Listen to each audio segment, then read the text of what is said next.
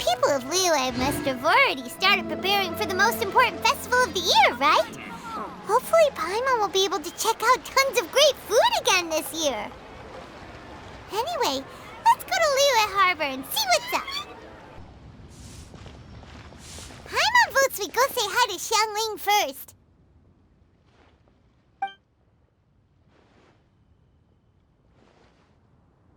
Huh? Xiangli? What a pleasant surprise meeting you here!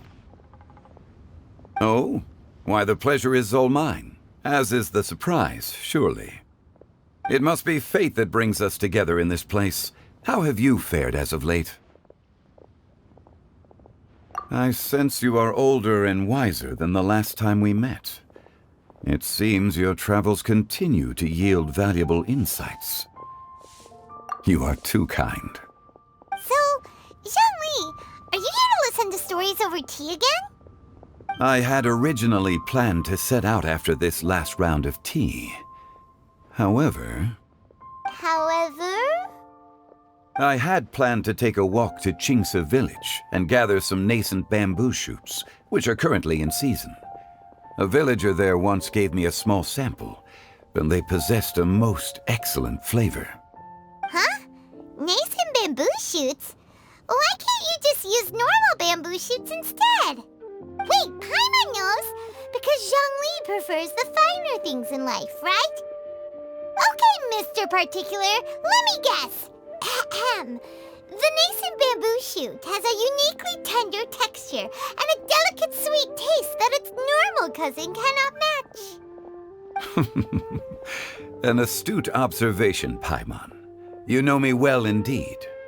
Lantern Rite is almost upon us, but besides the bamboo shoots, there are a few other items I have not yet procured from Director Hu's list. May I ask if you have already made arrangements for the days ahead? Well, we were planning to use the opportunity to say hi to some of our friends, but before we were able to figure out a schedule, we ran into you. Well then, might I invite you to imagine the sheer delight that is a soup cooked with the freshest nascent bamboo shoots in all the land. Generous cuts of pork belly and crisp, fragrant bamboo shoots placed together in the pot and left to simmer slowly for half a day. You're doing this on purpose, aren't you? Paimon's onto your plan. You just want to hoodwink us into fetching your bamboo for you. Why, I assure you, I would do no such thing. I merely wish to inform you of the freshest, most succulent and flavorful bamboo shoots one could ever hope to taste.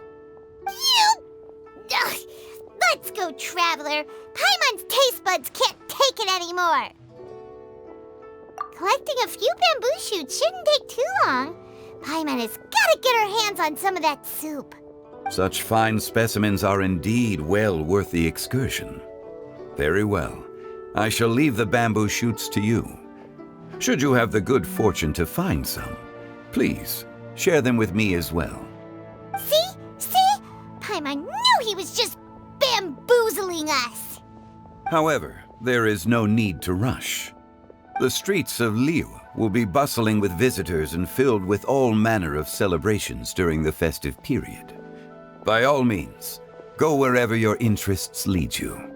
The nascent bamboo shoots would be but a wonderful final touch to a most exceptional feast. What an honor it would be to savor them in the company of friends. We're heading out. Enjoy your walk, Youngly. Take care now, you two.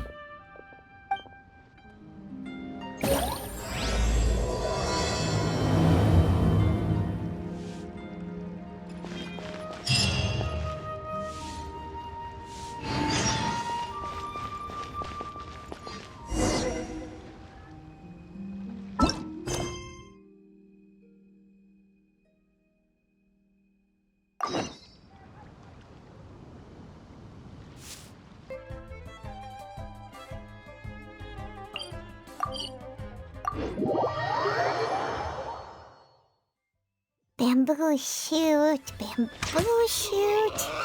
nascent bamboo shoot. only just sprouted, and it looks super fresh. Paimon thinks this is the one.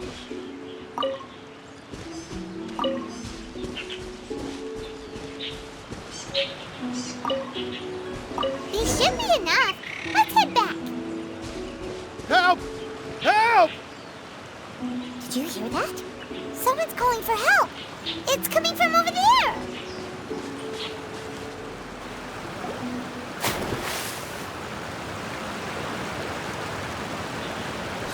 Are you okay?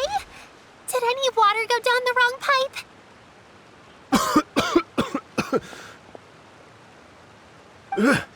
I think I'm okay now. Thank you so much. That was scary. Well, at least you're all right. All thanks to your savior here. Oh, a little girl? Greetings, everyone. My name is Yao Yao. It's a pleasure to make your acquaintance. Whoa, she's so well-mannered. My name's Paimon, and this is the Traveler. I'm Dvorak, a musician from Fontaine. I came through Stone Gate intending to head towards Liyue Harbor, but then I became captivated by the beautiful scenery, and before long, I was completely lost. Just now, I was so mesmerized by the waterfall that I slipped and fell into the water. If it weren't for Miss Yao Yao's help, I shudder to think what might have happened. It's all right, Mr. Dvorak. The splashing around the bottom of the waterfall means the stone path is always wet and slippy. You definitely have to be careful. Next time you're exploring an unfamiliar environment, try to focus on what's right in front of you. Don't let your mind wander. As long as you watch your step, accidents like this won't happen anymore. Yes, ma'am. I understand. I'll remember to be more careful next time. Oh, are you hungry, sir? Oh, I'll be fine. Please, sir, it's quite all right. I was born and raised here in Liyue. It's only natural for me to extend my hospitality to any guests who are passing through. I expect you still have quite a long journey ahead of you. It's very important to keep your energy levels up. I still have some lotus flower crisps left in my backpack. Why don't we split them between the four of us? Aw, what a thoughtful kid! She even has some for Paimon! You're welcome. Mmm, so tasty. If only there were more. Having a healthy appetite is a good thing. It means Paimon's still growing. If I'd known I was going to run into you, I would have made a second batch. Hope you're taking notes, Traveler. This is how you treat your Paimon. What do you think, sir? Are Liyue's snacks to your taste? I wonder if they're not sweet enough. No, they're perfect. When I was traveling through Mondstadt, I had a chance to try one of their moon pies. It had a meat filling, unlike these crisps. But apart from that, it seems like they follow a similar cooking process. Both are delicious in their own way. As for Fontaine's cooking, though, it's been a long time since I've had a taste of home. Sounds like you spend a lot of time on the road, huh? I do. It's part of my job. I'm one of the main organizers of the Iridescence Tour. Iridescence Tour? The Iridescence Tour is one of the biggest music festivals in Fontaine. We're looking to expand, though. Our aim is to hold a festival in every nation. At least, all the main organizers share this goal. Unfortunately, it's a long story, so I'll spare you the details. But anyway, so the main reason I'm traveling all around Tavad is to promote our music festivals. But I have some personal reasons, too. Well, what are they? Just tell us already. Let me see. Well, to explain it in full, I'd have to start with a story from my ancestors. I don't want to take up too much of your time. Oh, I love listening to stories. We want to hear it too. Okay, then I'll start from the beginning. The story goes that my ancestor, who was also a traveler, once slipped and fell into a lake during his travels. As he was sinking and gasping for breath, he heard a wondrous tune in the air. They say it was the most beautiful, moving melody he had ever heard. Even in that life and death moment, the ethereal music seized his full attention and almost made him forget the fact that he was drowning. When he finally came to, he found that he had already been brought ashore. Not too far from him stood an unfamiliar woman with an almost divine aura. Once she saw that he was no longer in danger, she left without a word. My ancestor tried to run after her to give his thanks, but although a mere dozen paces separated them, no matter how quickly he gave chase, he drew no closer and remained a dozen paces behind. In the end, all he could do was to bow in thanks to the woman as he watched her walk away towards the rivers and mountains in the distance, before at last he turned around and made his way home. Once he returned to Fontaine, he began to learn an instrument so that he could spread his story far and wide, just like the bards. After generations of retelling, embellishing, and dramatizing, people have come to think of that lady as something like a fairy. The story's become something of a local legend in Fontaine. It's called The Lady Overlooking the Lake. People now say that if you go down to the lakeside and play an instrument, so long as you play a pleasing melody, you will hear a fairy lady who is hiding out of sight, playing along with you. Wow! Well, yes. As it stands now, it's become a touch too romantic and detached from reality. But I understand the original story and its historical grounding better than anyone else. I wanted to find out the truth of this tale. So I decided to retrace my ancestors' steps and search for that lady's modern-day descendants. Of course, there's no way of knowing where my ancestor fell into the lake all those years ago. So I always knew that the search would be akin to looking for a needle in a haystack. I've spent many years on the road now, and I'm nowhere near as fit as I was in my youth. The wish that I've spent half my life chasing after has now become something of an obsession. Well, I haven't lived half of my life yet, but still, I understand how you must feel. Paimon too! It's like... imagine if you saved the center of a lotus flower crisp, which is the best part, by the way, because you wanted to eat it another day, but then suddenly, sploosh! It falls into the water, never to be seen again! Paimon would definitely remember that for the rest of her life. There's no need to feel sorry for me. I've made some progress over the years. For example, I've concluded that the story must have taken place in Liyue. Oh, so you finally found a lead? Yes, in fact, that's an intriguing story in and of itself. I'd always known that Mondstadt is the city of song and freedom, but more recently, I heard that the Animal Archon returned to Mondstadt for a festival in the fall, and learned that he himself is a patron deity of music. So I prayed for the Animal Archon's guidance in the Mondstadt Cathedral, and as soon as I set foot back outside the front gate, I noticed a cluster of leaves being blown in the wind further and further west, towards Stone Gate. A friendly local told me that this meant the wind was guiding me in the direction of Liyue, so I followed their advice and made my way here.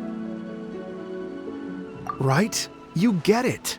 I knew I'd find someone that agrees with me eventually. Are you sure? It sounds a bit too much like one of those fake legends told by those treasure hoarder guys to scam gullible grannies from Jingsa Village.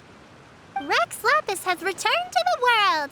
Just give me some incense and a little more towards the travel fees, and I will pass your gift on to the Lord of Geo and ask him to keep you and your family safe and well. And so on and so on. Don't worry, Yao Yao. We have a lot of experience with deciphering omens and stuff. And anyway, you only got scammed if you handed over Mora, right? Actually, to express my gratitude, I did spend rather a lot of Mora on several bottles of fine wine, which I left at the Statues of the Seven along the way. Oh dear. Well, how about this, ladies and gentlemen? Why don't I bring you all to Yujing Terrace to see Miss Ganyu? I don't know very many people, so I can't help you out much, but Miss Ganyu and the Qixing know just about everything. If you've been scammed, they'll help you get your Mora back. And if the wind was telling the truth, and you want to keep looking for that lady's family, they'll be the best people to ask. But you've already helped me so much. Well, I was going to take some new medicinal herbs and plants I picked to Miss Ganyu anyway, so it's no trouble at all. You know what? It's been a minute since we saw Ganyu too. It should be nice to pay her a visit before Lantern, right? All right. Well, my sincere thanks to you all. I will never forget your kindness. Okay, everyone. Please follow me. I'll be your guide. Remember to watch where you're going, okay? Uh-oh. Paimon's out of a job. Oh well. Paimon will just be a cheerleader instead.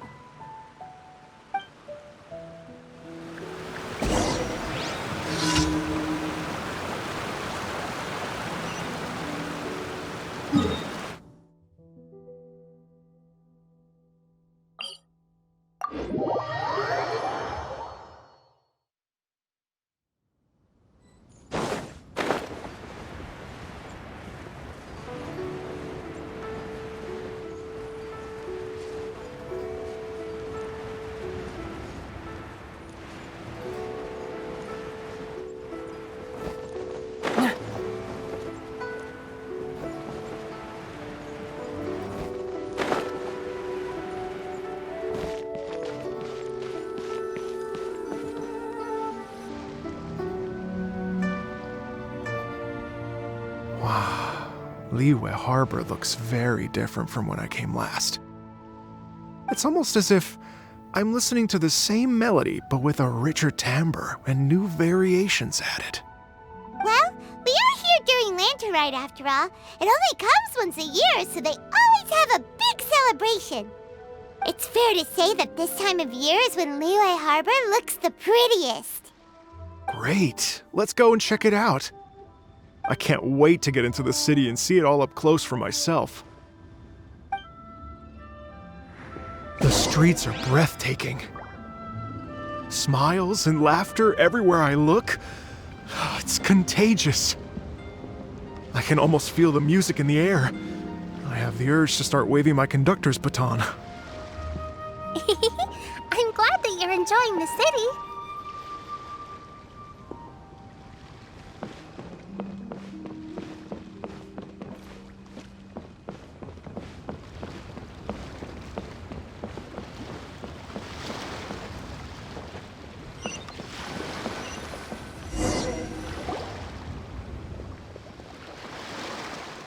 Hey everyone!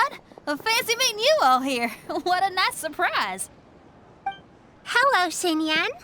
Let me introduce some new friends. They are... Traveler, Paimon, and Mr. Dvorak, right?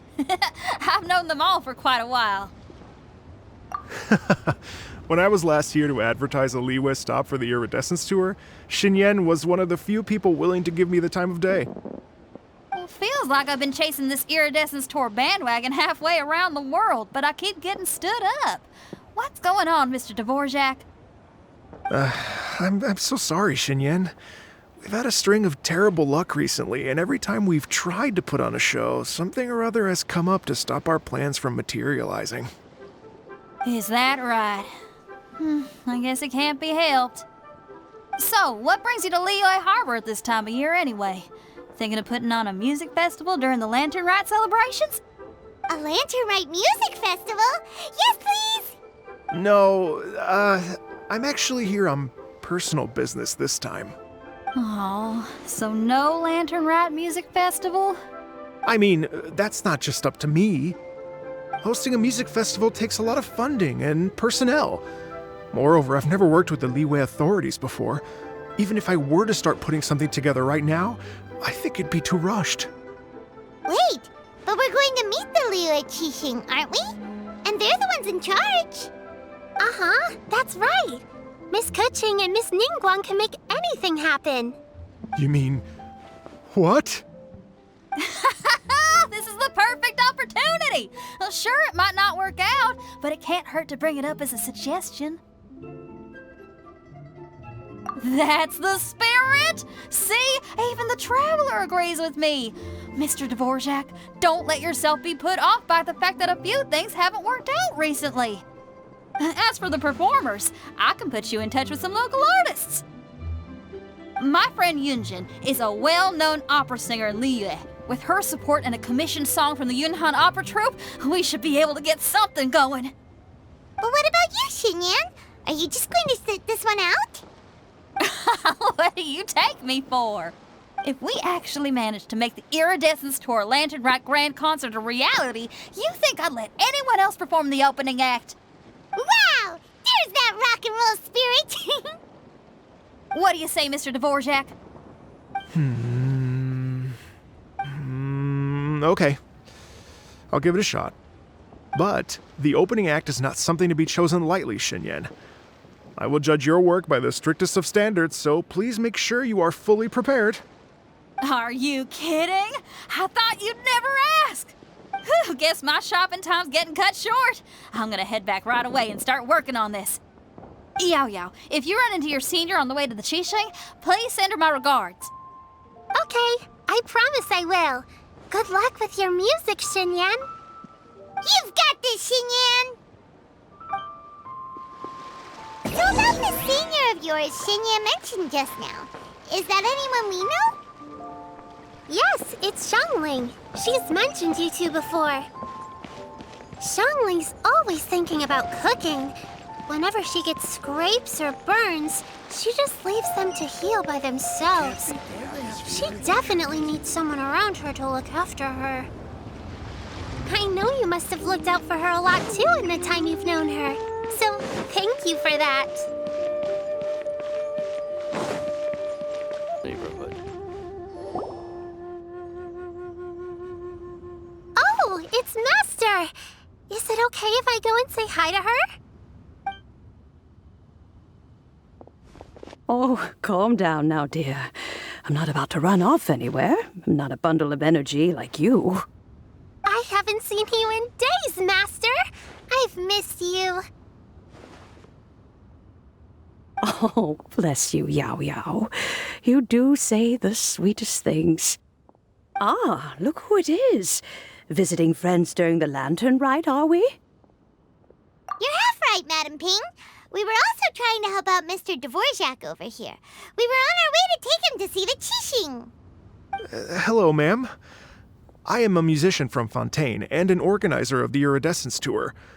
I don't suppose you've heard of it. Master! The Iridescence Tour is a super famous music festival! Oh, an old lady like me wouldn't know much about that sort of thing. A music festival, you say? It sounds terribly exciting. Oh, right! Madam Ping, how would you feel about that? You're an elder of Liyue, and you know all about Liyue's cultural traditions. Hearing your thoughts would definitely help us figure out how best to approach it. For example, do you think it might be a bit too modern, or is there any other issue? Why, not at all. Music pays homage to history and culture, and it can also be a bridge between different civilizations. Times change, and the music enjoyed by the youngsters of today is no doubt very different from the tunes I was accustomed to in my youth. Nevertheless, all fine things in life can be appreciated. And so, I look forward to it immensely. Hear, hear. I do believe that, my own dear grandmother aside, you are the wisest old lady I've ever met. Goodness gracious, you're all being suspiciously sweet today. Yao Yao, whatever have you been feeding them? Master, you're in such a great mood today. You're even cracking jokes with the rest of us. Oh, well, I'm sure you must have plenty to be getting on with. Yes? Run along now. Don't let me hold you up. Thanks, Madam Ping. We'll see you again soon.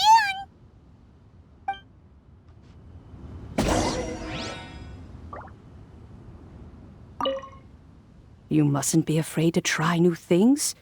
If you never try, you'll never know. With your contribution, I'm sure this year's Lantern Rite will be a most spectacular one.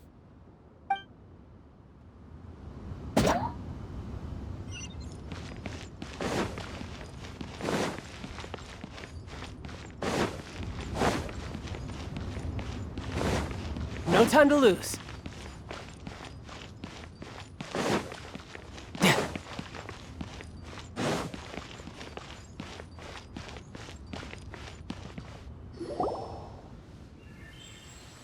And when you meet with the Ministry of Civil Affairs, please remind them that the festivities are not an excuse to procrastinate their work.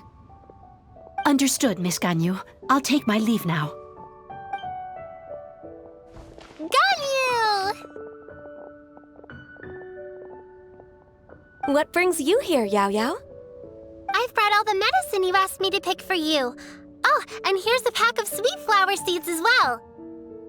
Also, these dried Chingshin leaves make a great pot of tea that's very good for you. I know you've had a lot to deal with at work recently, but you shouldn't push yourself too hard. If you're not careful, you'll end up falling asleep in the grass again. Well, this is weird. It's like a responsible younger sister talking to their disorganized older sister.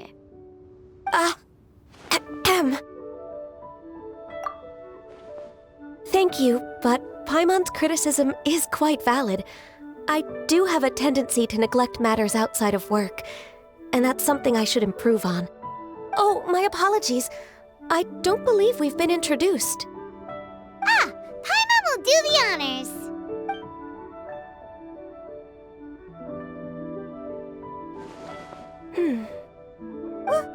What's wrong?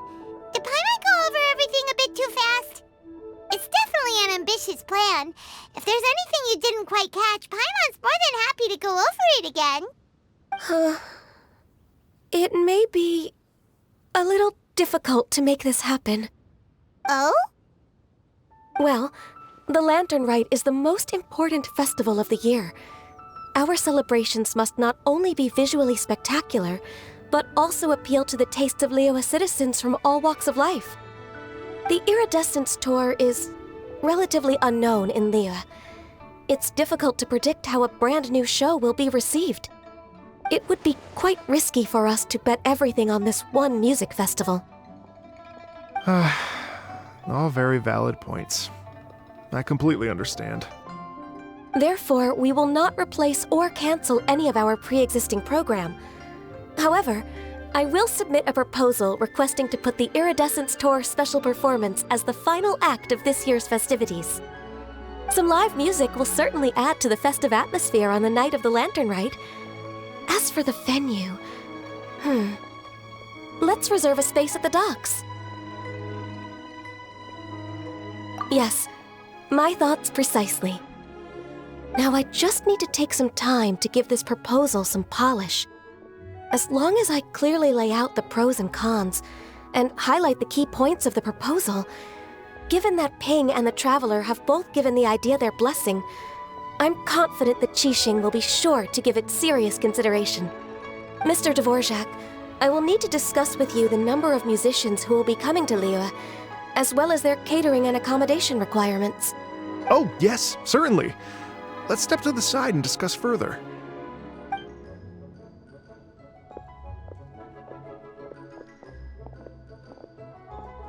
As soon as there's work to do, Ganyu's as diligent as ever. I couldn't agree more. Master once said that everyone has things that they are good at and things that they are less good at. So, with that in mind, Ganyu shouldn't feel compelled to become perfect at absolutely everything. I'm good at taking care of people, so that can be left to me. Wow. Hey, Yo-Yo, can you take care of Paimon too? Paimon's getting hungry again. I'm afraid my backpack's empty now, but if you let me know what you like, I can bring you some of your favorite dishes next time we meet. Apart from lotus flower crisps, what else do you like? Anything sweet, and anything that's made from slimes.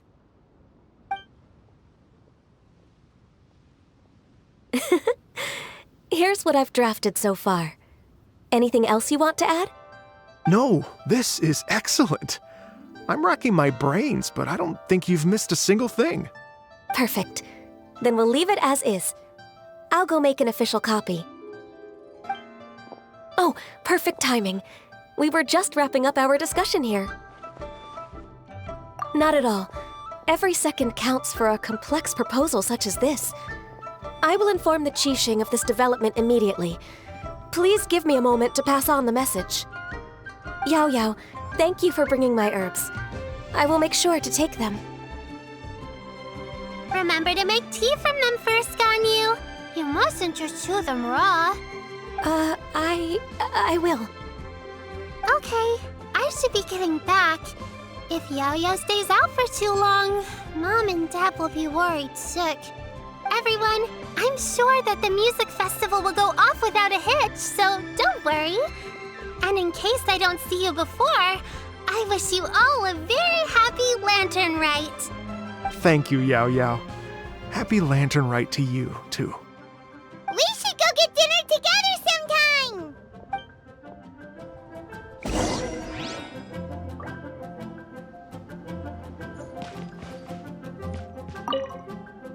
That lady I just talked to, Ganyu, she really thinks of everything. It got me wondering, could it be that all our failed attempts so far have been down to our failure to properly prepare for different contingencies?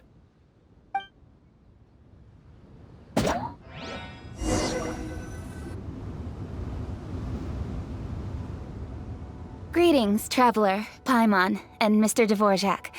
Call me Kuching. Ganyu has brought me up to speed on everything. I'll get straight to the point. The Qixing have approved Ganyu's proposal. Over the next few days, I will be working with Mr. Dvorak on behalf of the Qixing to facilitate the organization of this concert. Yay! That's awesome! Please, the Qixing have a duty to deal with matters such as these. We have merely moved things forward to the next step. On a more personal note, I am an avid supporter of all things new and innovative. As such, it is my privilege to work with you on this exciting project. Thank you so much, Kuching. I'd become quite discouraged after our recent failures and was expecting the same outcome once again, so I didn't dare to get my hopes up. Never in my wildest dreams could I have imagined this going so smoothly. It's like a dream come true. Right, time for me to call in the performers. To stage a concert at a high-profile event like this is a rare opportunity. We'll make sure it's a night to remember. Yes! Our music band's finally getting fired up! Yes, indeed. I know exactly what I'm doing from here. For a musician, music will always be the language they are most fluent in. Oh, that. That can wait for another time. Oh. Ganyu? What's wrong? They told me all about Mr. Dvorak's situation, but I was so engrossed in drafting the proposal that I forgot all about it. Oh, that's quite all right. I don't even know what the person I'm trying to find looks like, so it was always going to be a long shot. Don't worry about me, Ganyu. Your time and energy are needed elsewhere. I'm sure you already have plenty to deal with between this concert and everything else going on during the Lantern Rite. Thanks. It was just that I had a few initial thoughts when I heard your story. For instance, I wonder if this lady your ancestor met might have been an Adeptus. What do you think? To tell you the truth, Mr. Dvorak, I am somewhat related to the Adepti myself. I am part human and part Qilin. The Qilin is an illuminated beast. I know how important your quest to get in touch with your roots must be to you, because I've been there myself before, trying to find out where I belonged. Did you say the Adepti? And you're illuminated beast? Part Qilin? Are you telling me all the rumors of the Liyue Adepti are real? So it's not just artistic license? You bet they're real! Trying to track them down is tough, though. Like Julian Karst itself. There's nothing specifically stopping you from going there, but getting in and out of there is quite an ordeal. Yes. Anyway, if you're looking to uncover a lost melody or shine light on a forgotten aspect of Liyue's cultural history, I'm probably not the best person to ask. But if it's a person you're looking for, then I just might be able to help. I see. I think I understand the situation now. In that case, Ganyu, shall we divide the work between us? Yes, that was also my thought. Great. So Mr. Dvorak and I will concentrate on things here in the city to make sure the concert goes according to plan. In the meantime, Ganyu will reach out to our network and try to find the person he's looking for. How's your workload at the moment? Will you be able to make time? I can probably get through everything in 2 days, as long as I don't sleep. Wait, what do you mean as long as I don't sleep? Even for someone with illuminated beast blood in their veins, working for such an extended period without a break will take its toll on your health. Somehow that does not sound persuasive coming from Guizhong. Be it but 3 moons from the start, he who returns is not he that departs. Even I know the importance of maintaining a healthy work-life balance. In that case, 3 days. All right, I can work with that. If you have the time, would you join me for this search? You're well known to many of the Adepti and respected among the people. I'll feel much more at ease with your company. Okay, then let's meet back here in 3 days. Watch this space, Mr. Dvorak. We'll get to the bottom of this. You're all so helpful and kind. Just think, imagine if we found the Adeptus lady, or one of her descendants, and got them to come to the performance. Wouldn't that be amazing? It'd be such a happy reunion, and that's exactly what this festival's all about. You're right. Okay, I'm gonna pull out all the stops to make this lantern rite a true extravaganza. We should probably get going. Mr. Dvorak, could you come with me to confirm the site? Ooh, we're coming too! I was wondering, what are your thoughts on music? What does it mean to you? Music sounds nice? Truth be told, the question of what music means to people is one that I've been pondering for quite some time. Let's revisit this question after the concert.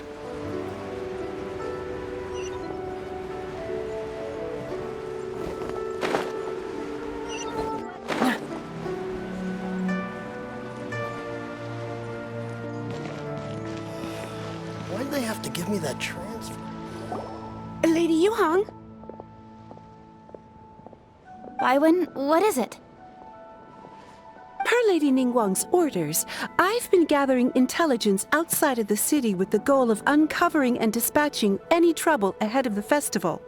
I am told that a strange melody was heard somewhere along the coast. I was wary of investigating further on my own, so I was just on my way to report this incident to Lady Ningguang.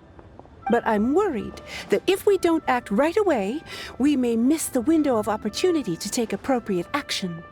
I understand. In that case, Yeah, Guizhong, you're busy enough as it is. There's a ton of different things in the city that needs your attention. Leave it to us. Don't worry. Whatever it is, we'll definitely be able to handle it. Well, he will handle it. With the Traveler on the case, it's as good as dealt with. Thank you. This will be a great help. I will inform Lady Ningguang about the situation. Once it's resolved, please come and find me again at Yujing Terrace and let me know. Will do. And say hi to Ningguang for us. you have my thanks too. Stay safe and come back as soon as you're finished. Good luck.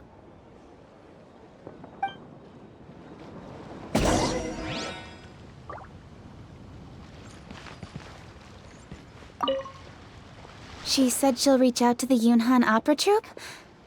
Huh, I see. Then I'll arrange for a rehearsal venue and accommodation as soon as possible. Everything should be ready tonight. Many thanks, Guizhong. You know, I once heard someone from Liyue describe a person as swift as lightning and agile as the wind. At the time, I thought it was a curious expression, and I had a hard time piecing together a mental image of such a person. But now, having seen Guizhong in action, I honestly can't think of any other way to describe it. It's such a vivid and expressive phrase, a testament to the richness of Liyue's culture. You're too kind, Mr. Dvorak.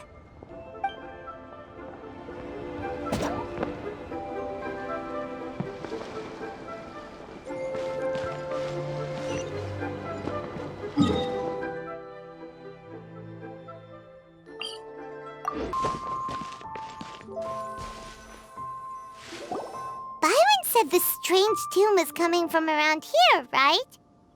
But Paimon doesn't hear anything. There doesn't seem to be a soul in... I was just wondering who in their right mind would come out to a place like this. So, it's you two. Yeon! How'd you sneak up on us like that? You nearly gave Paimon a heart attack! You look pretty alive to me. Can't have spooked you that bad. Fair enough. Ah, you're here for that too? Saves me a bit of explaining. Come with me. I've already reconned the perimeter, so we should be safe.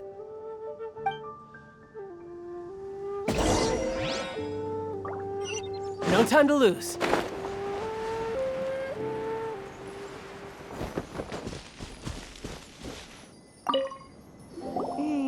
The stuff by the door is in pretty good condition, though. It can't have been too long ago that someone was last living here.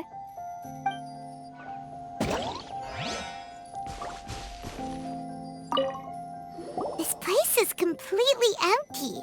There's nothing valuable left here at all.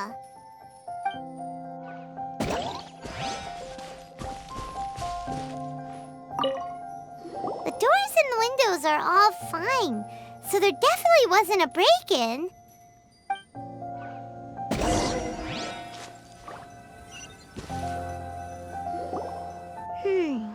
How strange. It looks like it's been looted, except for the fact that there's no sign of a struggle. The bad guys could have sneaked in while the owner was gone, but then how do you explain why the door and windows are intact? Seems you've done a pretty thorough inspection. So, any theories on what might have happened here? Yeon, you didn't hide some of the evidence from us on purpose, did you? Why would I make this more difficult for you? We're on the same side here. Okay, well... Paimon gives up then. Paimon's got nothing. What about you? Give up as well? Yep. It's not obvious at first sight, that's for sure. To be honest, I was only able to put it all together because of some background knowledge about this area. A long time ago, there used to be a group of bandits in the Liyue countryside who would sound a horn every time they were about to raid a village. But it wasn't a rallying cry to rouse their fellow men. It was a disconcerting tune, meant to intimidate the weak and warn them of their impending doom.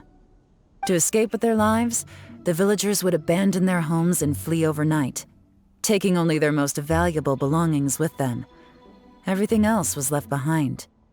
The bandits were eventually brought to justice, but the fear and trauma remained in the villagers' hearts.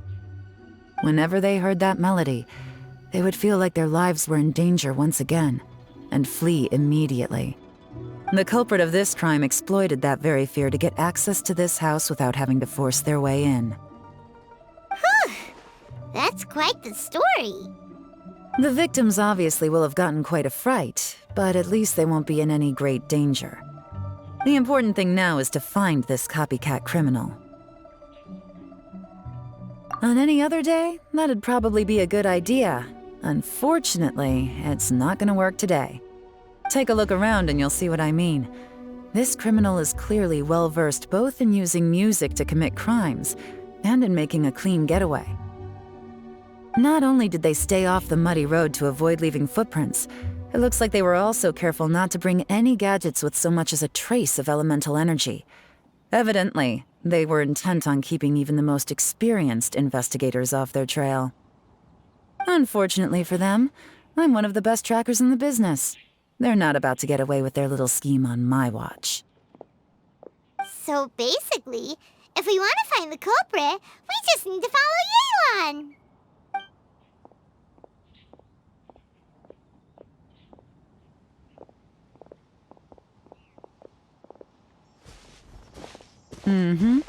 As long as you can keep up. Since the culprit's trying to be cautious and low risk, I'll bet they left through an area with some vegetation for cover, but not so much that it would slow them down.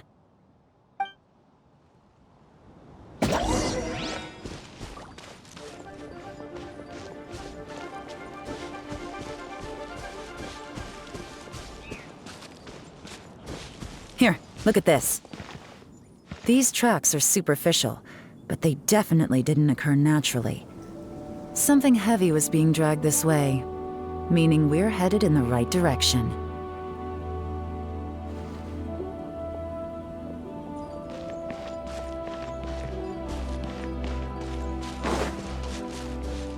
Huh. Their pace has increased. Normally, people carrying a heavy load slow down as their journey goes on and they start to tire. Whatever's motivating them to speed up must be psychological. For instance, reaching the home stretch.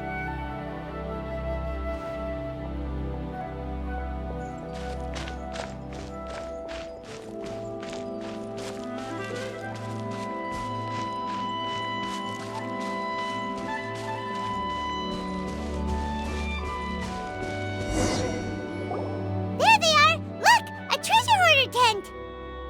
Ugh, not the treasure hoarders again! And so close to Lantern Rite, too! 'Tis not the season for their antics! Come on, let's round them up.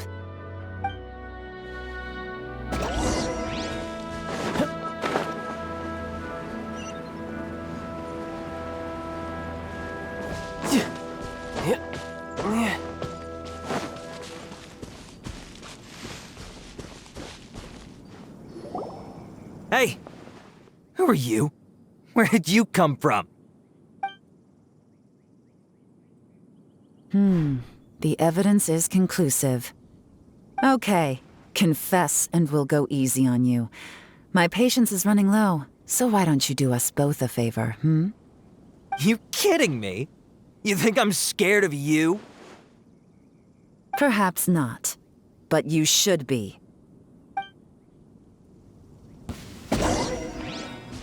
Gotcha! Quietly now. Curses. Seems like you're not all talk after all, but there's no going back now. Better up my game.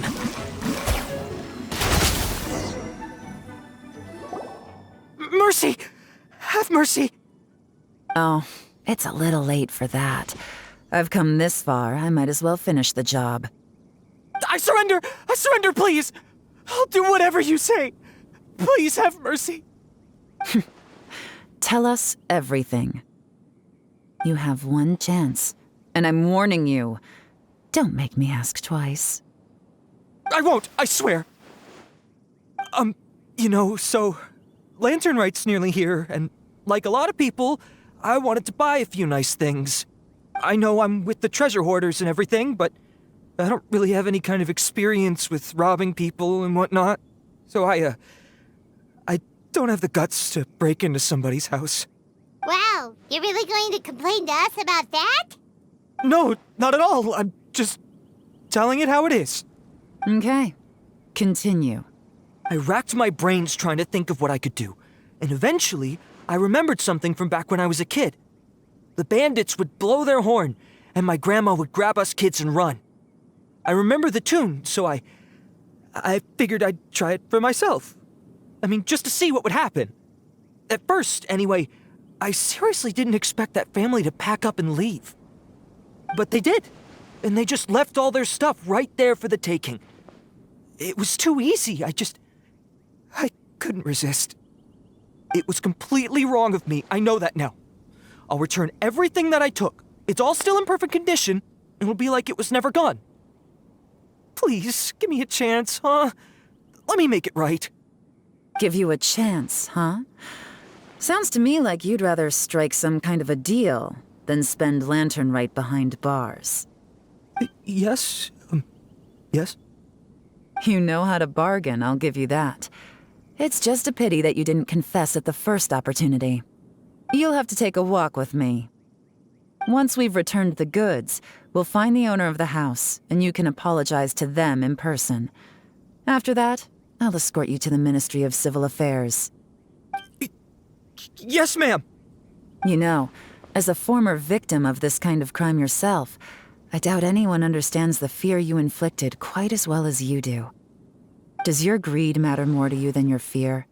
More to the point, if you can play a tune from memory, don't you think you should be capable of making an honest living? You mean... That's enough hints for you.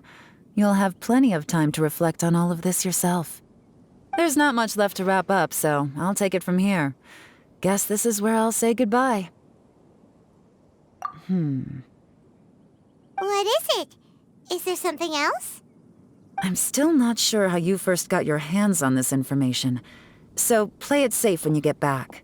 Don't mention to anyone that you ran into me out here. You helped a lot with the investigation and arrest anyway, so it's perfectly fair for you to get all the credit. Just take it. It works better for me, too. See you when I see you, and happy Lantern Rite. Yeon's such a pro at this. With her taking it from here, it's as good as resolved. Whoosh! Random event, a strange melody, complete! Although, it's kind of a shame that we never got that treasure hoarder guy to play the melody again. 'Cause Paimon's curious, that's why! It's like when you have a tune stuck in your head, but you don't even know what it is! It's driving Paimon crazy!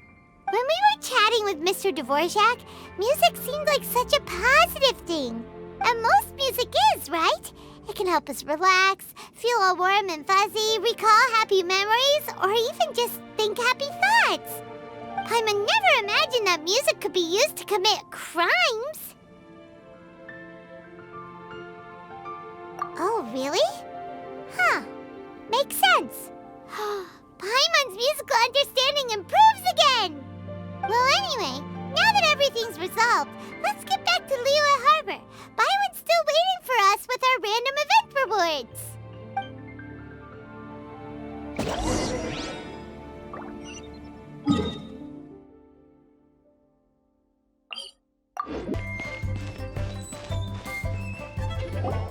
Byron, we're back! Everything's all sorted. That's great news! Oh, please wait here a moment if you would be so kind. Lady Ningguang instructed me to advise her upon your return.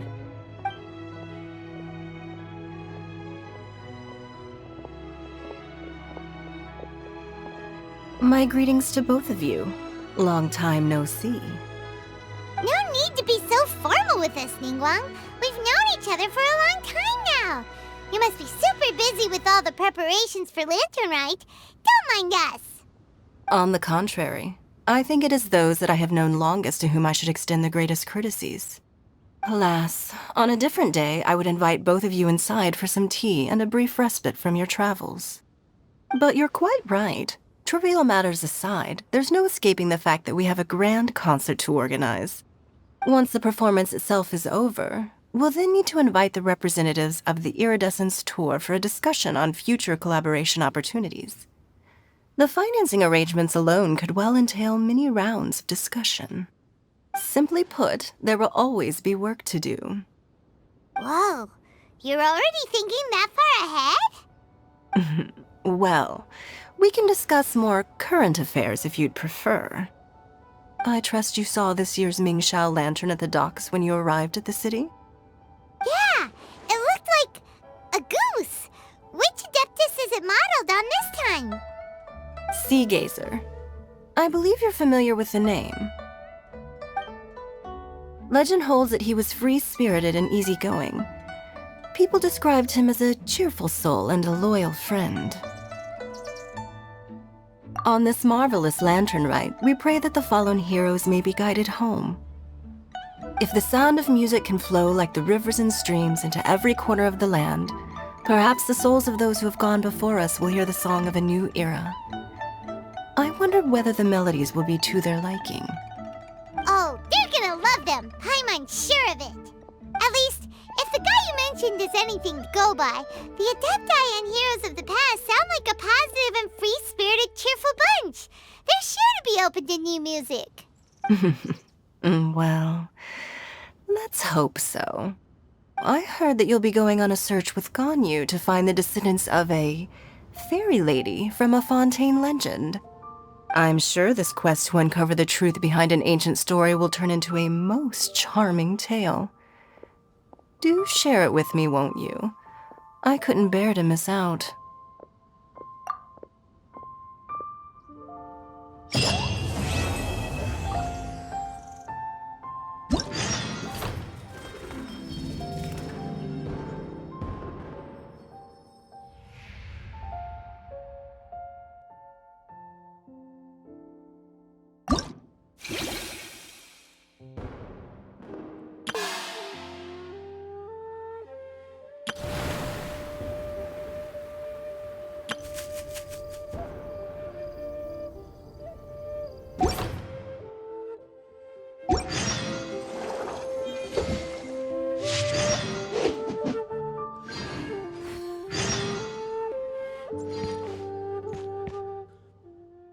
Looks like it's about time for us to meet up with Ganyu. Let's head to Yujing Terrace. Book learning alone is not enough to cultivate intelligence. All those...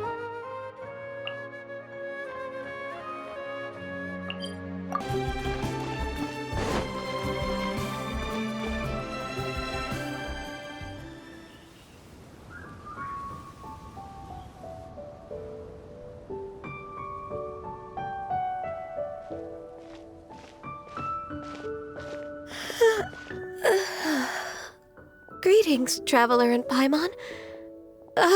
What time is it? Are you okay, Ganyu? You were nodding off there. Didn't you sleep well last night? I'm fine. Don't worry about me. Let's discuss the matter at hand. Since last time, I've been thinking a lot about the story Paimon told me. In essence, someone rescued a drowning man and performed some music. If that were all there was to it, it could have been many people, human or Adeptus. But the tune was allegedly so wonderful that the drowning man forgot about everything else, even his own impending death, and only came to his senses after being brought to shore. Perhaps there was an adeptal power at work in that music that he, as a mortal, could not perceive. Or perhaps he sensed a power surrounding him but lacked the words to describe it, not knowing where it came from. Either way, if this part of the story is true, then the rescuer has to have been an Adeptus. You really think so? But this story is all the way from Fontaine. Isn't this a bit of a long shot? Also, Paimon's really curious about how people from Fontaine think this fairy lady looked. Ooh, like a crystal fly's wings? That would be pretty cool. But Paimon definitely can't imagine any of the Adepti looking like that. Actually, Ganyu, if you had to save a drowning person, how would you go about it? Huh? Me? Well, I'd get them to the shore, and then I'd probably hide behind a tree and watch them for a while. Once I was sure that they were going to be okay, I'd slip away without a sound. Got it. So basically, Ganyu's the type of person who doesn't like taking credit for her good deeds. No, it's not like that. I'm just not very good at explaining things. And I also find it really awkward accepting other people's gratitude. Well, what if this Adeptus in the story had a similar attitude? That would explain why she just left without saying a word. She was probably thinking something like, one was merely passing by and saw fit to address this egregious disruption to one's graceful zithering at once. You may keep your thanks to yourself. That was actually a very good impression of Cloud Retainer, Paimon. As far as I'm aware, Cloud Retainer isn't the most musically gifted. Still, we can't completely rule her out just yet. If we set off now, we could head to Mount Outsung and ask her about it. You'll be able to confirm either way if it's her, and I can, I've been in Liyue Harbor for so long now that I'm just not as familiar with the Adepti anymore. If there's anything we want to know about them, she's the best person to ask. Sounds great! And we're pretty close with Cloud Retainer by now, so we probably don't even need to bring her food this time, right? I've prepared a gift for her to mark the festival, just in case. However... Cloud Retainer spends most of her days studying mechanisms in her abode. She's on her own so much of the time that the moment she has someone to chat with, she just... Never mind. I promised I'd help Mr. Dvorak, and now that I've made the contract, I can't be having second thoughts. Traveler, Paimon, let's set off for Cloud Retainer's abode. Seems like this is a tough decision for Ganyu, but she's made up her mind now. Paimon gets why she'd be so anxious. Okay, how about this? If Cloud Retainer tries to start telling stories about her again this year, we should pipe up and change the topic. Wait, did she leave already? Hey, Ganyu, wait up!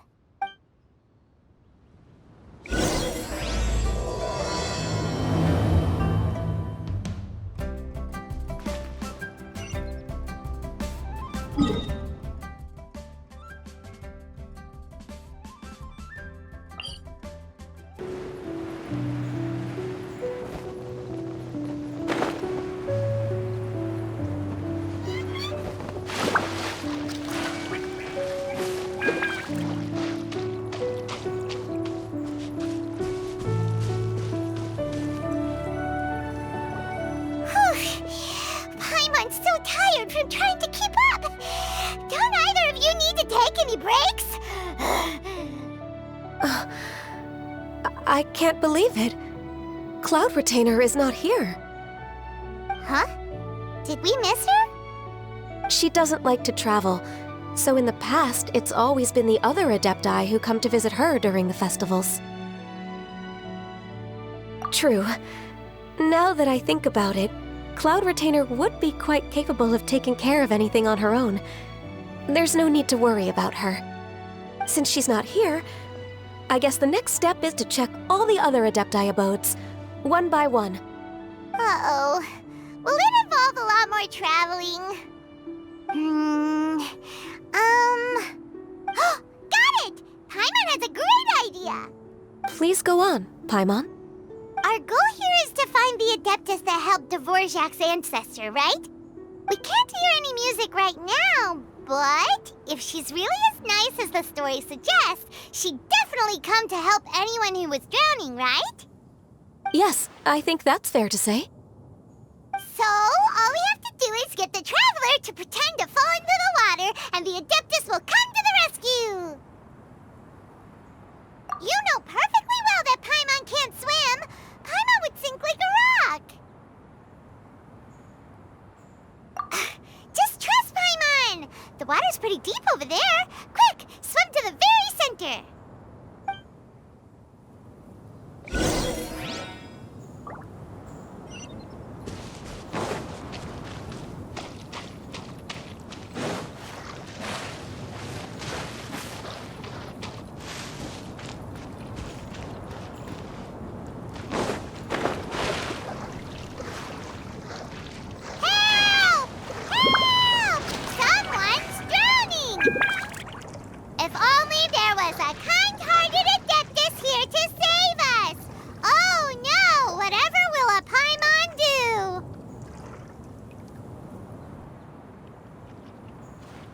What is going on?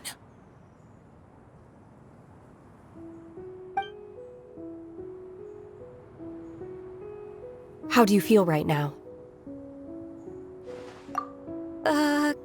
Shenhe! And the Conqueror of Demons! Why don't you say something? Please don't make Paimon explain it. Okay, fine. Paimon will explain. We're looking for an Adeptus who's good at being a lifeguard and playing music. But if the Adepti aren't gonna stay home, then how are we supposed to find them? It wasn't me. Yeah, so this Adeptus is most likely a woman. And I am not an Adeptus, as you both already know, Traveler and Paimon. Okay, so this is Paimon's fault. No way Paimon would have suggested this idea if she'd known how awkward this was gonna be.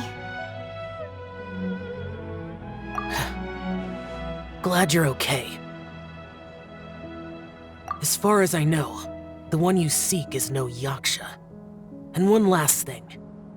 Your actions here caused others a great deal of worry. Do not repeat them again in the future. As ever, the conqueror of demons comes and goes, just like the wind. Right. I didn't dare to say a word just now. How's your training going, Shenhe? Have you made any plans for Lantern Rite? We could spend it together in Liyue Harbor if you'd like. Oh, I had planned to spend the festival with Master this year. However... Oh, speaking of Cloud Retainer, when did you see her last? Earlier this morning. She set off for Mount Hulao at dawn. I noticed she was using an Adeptus art of some kind to protect a mechanism that looked like a boiler. Maybe it was a gift for Mountain Shaper. I did not inquire. So we just missed her. Please excuse me for a moment. I think I'll leave the gift in her abode. Sure. Thank you. It sounds like Ganyu and Shenhe have gotten a lot closer recently. Yes. During the summer and winter, I continue to train with Master. In the other months of the year, I have been learning to adapt to human life in Liyue Harbor. Ganyu arranged accommodations for me in the city, and also recommended several work positions for me. But when I try to blend in by referring to her as Miss Ganyu or Lady Ganyu, like the others, she says I mustn't address her like that. Sometimes I'm supposed to copy other people, sometimes I'm not. It's a little difficult to keep track of everything. Oh, is that what it is? Noted. So, you came looking for Master today because you wanted to ask her about the Mystery Adeptus. Is that right? Yep. Oh, speaking of that, have you ever heard any music while out training in the mountains? Music? What is that? It's... a kind of a happy or relaxing sound. Or, a nerve-wracking sound. Or even a terrifying one. Okay, I'm done. I also left her a note so that she knows where to find us. We won't miss her again. Yay! That's really helpful, thanks! We were just talking about this thing called music, and based on Paimon's description, I do believe I hear it every day. Please follow me. Oh, really? Great, let's go!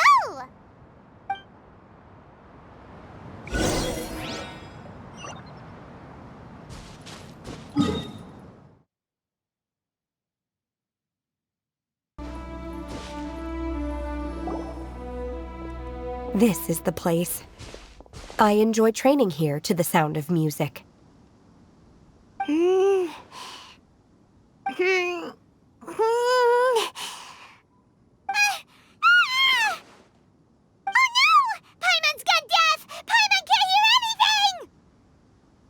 The faint sound of birdsong, the quiet murmur of the streams. These are relaxing sounds. Are they not the music of which you speak? Oh, Paimon wasn't quite done with the description. Okay, fine, it's all Paimon's fault. What we're looking for are not the sounds of nature, but melodies played on special instruments. And a melody is? Hey, don't you patronize Paimon! Let's get one thing straight. Paimon knows plenty of nursery rhymes, but Paimon does not sing on demand without payment. Hey, why don't you just sing that one melody Shen has heard before? It'll probably help her to understand what we're talking about. Oh,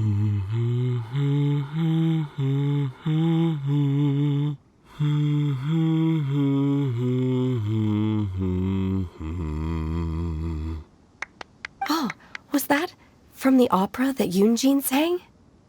Mm-hmm. That was a melody, and melodies can be called music. It felt like I was transported back to the past. In my mind's eye, I could see the Zhao lanterns lighting up the night sky again. We're all there, raising our glasses and drinking to our heart's content on the Jade Chamber. As I watched Yunjin's performance, I felt a warm sensation in my heart. And as the drink reached my stomach, it went from warm to hot.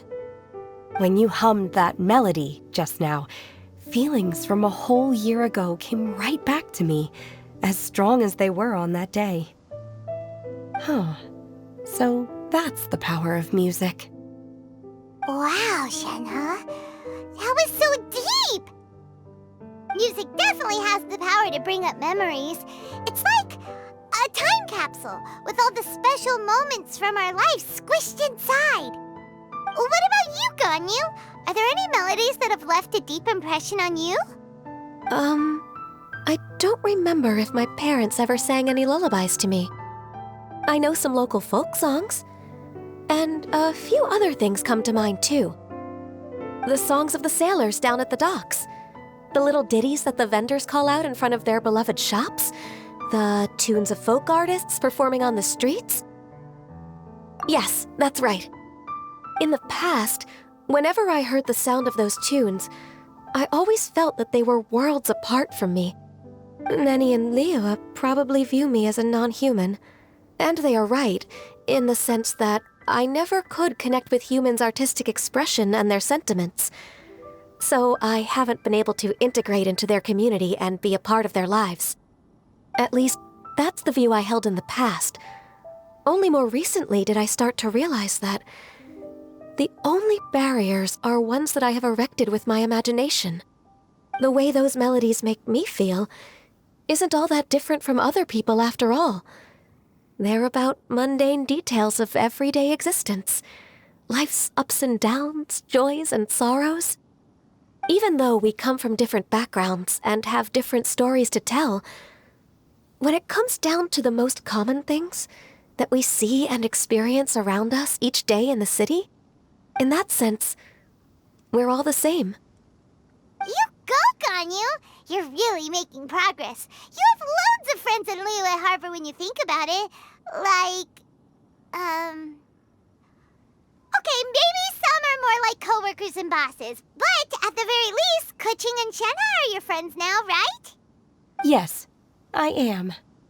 Technically speaking, we should refer to each other by the conventional forms of address used among fellow disciples. But now that I know what constitutes a friendship, I do believe we are more friends than co-disciples. Thank you, everyone. Once the days are warmer, I would like to host you at my home in the city. Please invite Keqing as well. I've planted many types of flowers. I'm sure some of them will be to your taste. You are too kind. I couldn't possibly. Nonsense. You are my friend. I have cultivated and cared for the flowers just as you taught me. Once you've seen them for yourself, I am sure you can advise me how to do an even better job next time. I will save some for decoration. We can feast on the rest. Then, thank you in advance. Wait, what is that saying again? If you insist? Do people say that? I'm not completely sure either. It doesn't matter, okay? You got the point across. No need to split hairs. Paimon's more concerned about your idea of a girls' night out. Eating flowers? Really? Does this have anything to do with you both being the disciples of that illuminated bird? Who dares refer to one not by one's Adeptus title, but merely as that illuminated bird? Master. Our greetings, Cloud Retainer. Ah! There it is! The illuminated bird has landed! Double humph. Now she has the gall to use it rather than she, even after being chastised once already? Barely a moment has passed since we last met, and yet your impertinence has reached new heights. Very well. If you refuse to learn your lesson, one shall scold you no further. One has received your message from Ganyu. On the matter of the Adeptus you seek, one suspects to know their identity. Well, shall one lead the way? I still have to complete my training for today, so I will bid farewell to everyone here. Very well. Await my arrival at one's abode later this night. On this special occasion, you should indulge yourself with some savory dishes. If you want to release a Shao Lantern, come and find us anytime. Thank you, everyone. Happy Lantern Rite to you too.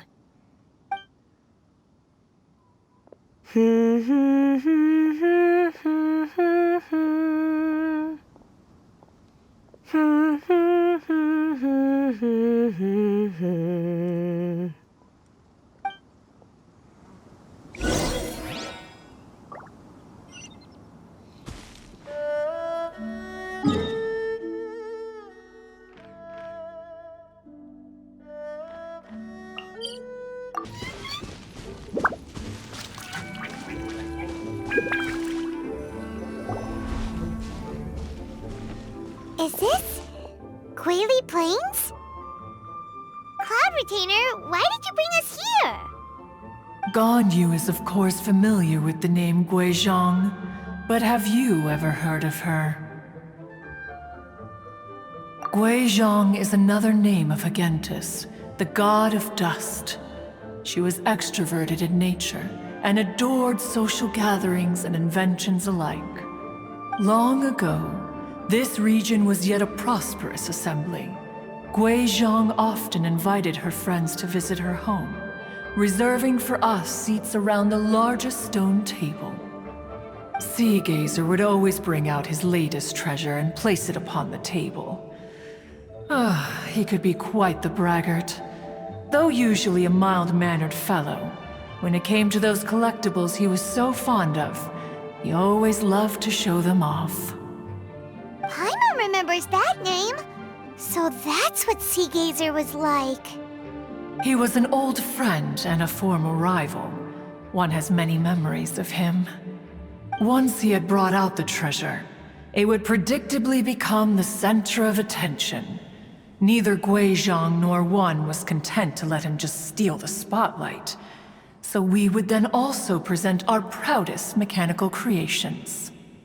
As Adepti, we were each gifted in our own ways, and naturally proud of our accomplishments in our respective fields of expertise. As a result, one often quarreled with Seagazer. His treasures were not even of his own making. He just used his exploration skills to dig them out of the ground. How, pray tell, could he compare to me, when every single one of one's accomplishments were crafted by one's own hand? Cloud Retainer, you are getting competitive again. One digresses. Regardless, every time an argument occurred, Guizhong would come over to watch us during our mutual lambastics. On some occasions, she would join in, and on others, she'd take one of us by the limb and start uttering the most ridiculous nonsense. What kind of nonsense? No kind of nonsense were we spared.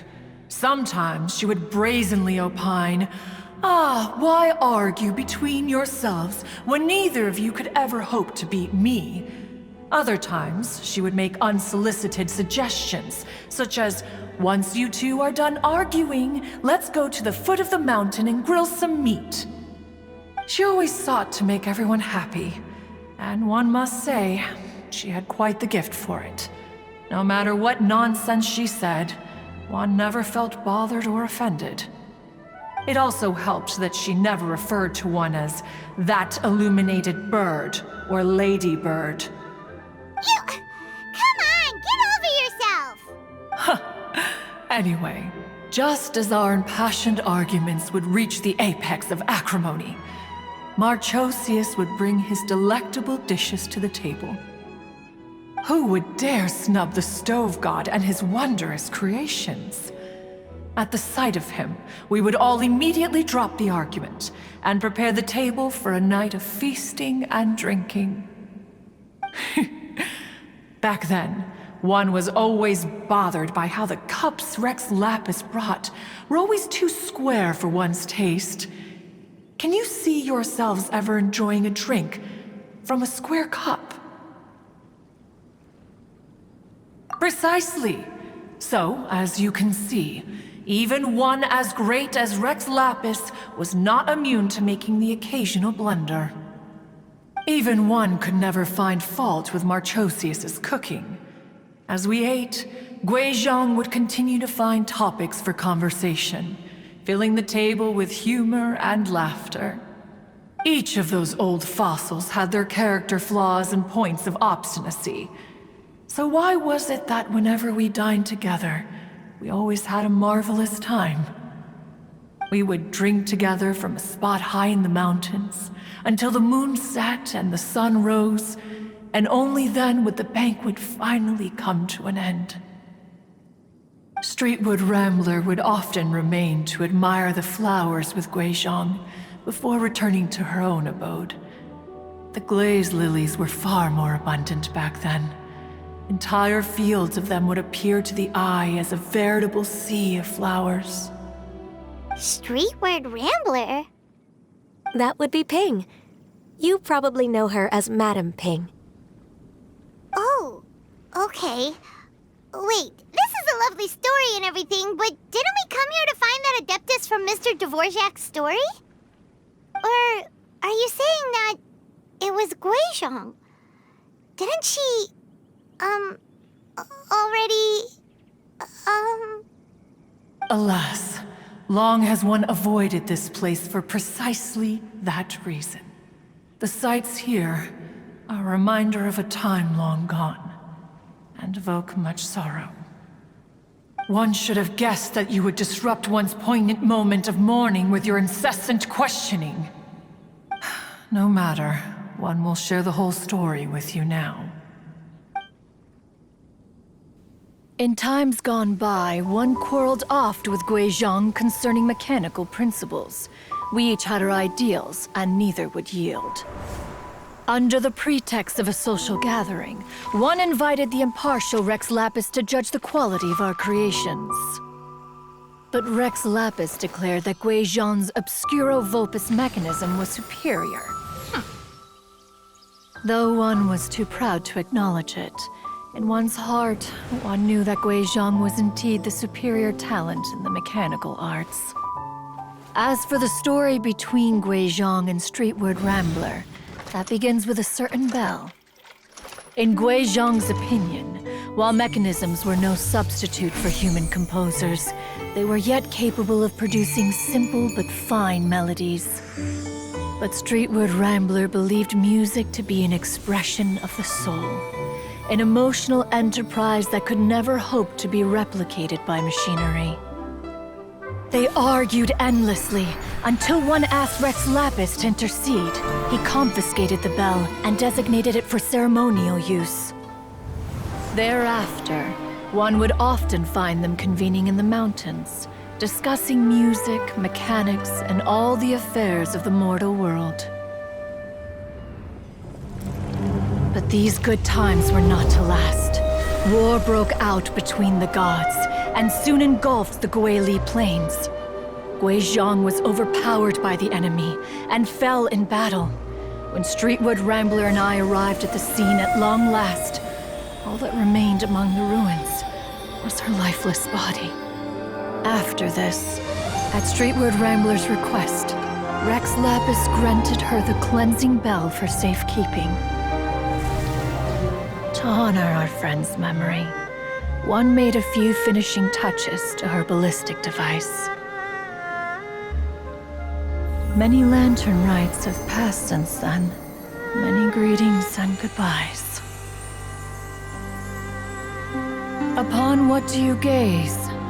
The Guili Plains? No.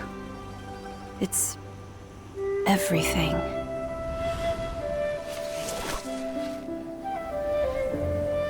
We think of human life as like a lantern that's lit one minute and extinguished the next.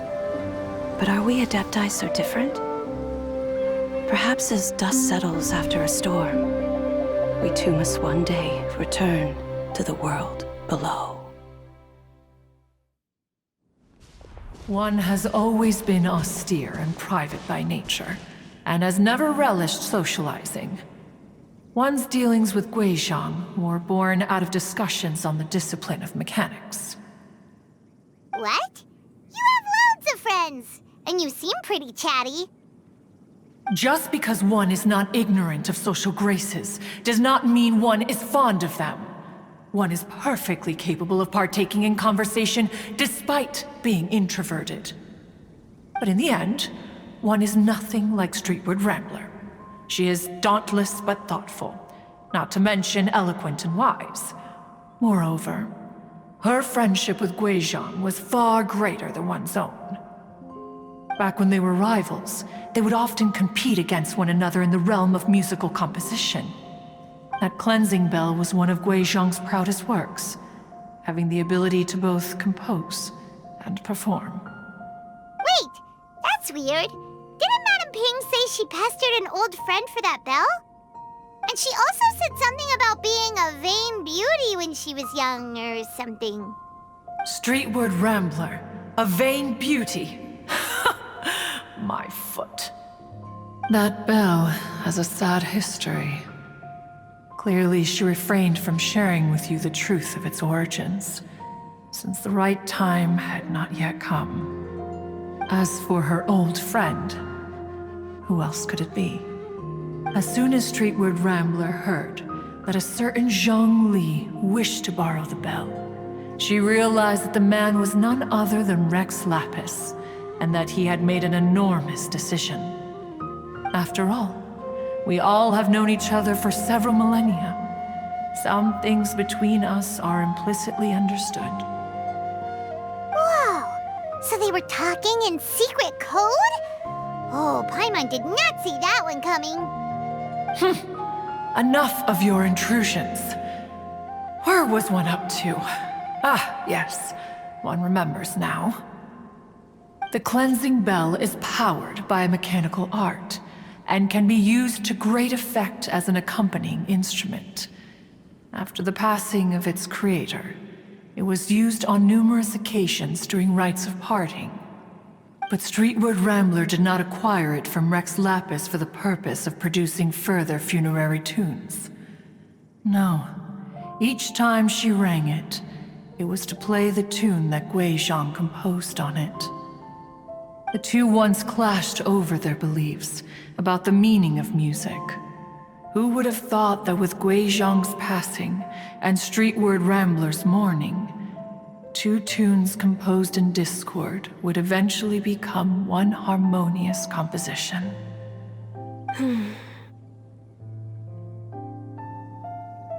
Once upon a time, Streetward Rambler also loved gatherings, liquor, and music. But after Guizhong passed, she preferred her own company. She could often be found sitting alone at a mountain summit, contemplating and reminiscing with her zither. The music would go from mournful to soothing to impassioned. Many years passed before she finally composed a melody to her satisfaction. In celebration, she played the tune to the clouds. Regrettably, one has only ever heard her play that tune once. Which brings one back to the matter you've been investigating. Perhaps it was during that performance that the ancestor of your Fontaine friend fell into the water and was saved by Streetward Rambler. But if she was so happy with the melody, why would she only play it once? One was also greatly perplexed by this. After suppressing one's curiosity for a long while, one finally approached her and asked why she would retire the tune after having spent so long on it. In response, she said, Though the strings that played that melody survive, the one who inspired it is gone. Tell me, Cloud Retainer, when the one attuned to my soul is no longer here, who else could hope to understand this tune? Aw, poor Madam Ping. I just remember being taken care of by you when I was young. Once the Archon War came to an end, I stayed behind in Liyue Harbor to honor my contract. Although I met Guizhong a few times, I never knew anything of this particular story. Guizhong was quite the visionary, but tragically passed before her time. Her manuscripts still lie unfinished in the realm of clouds. Blank pages give one cause for contemplation on what might have been. Had you not decided to search for that mystery Adeptus, perhaps these stories, too, would have been lost to the sands of time. As of now, you know the truth. That the Adeptus who rescued the drowning man was none other than Streetward Rambler. Do you intend to discuss this with her?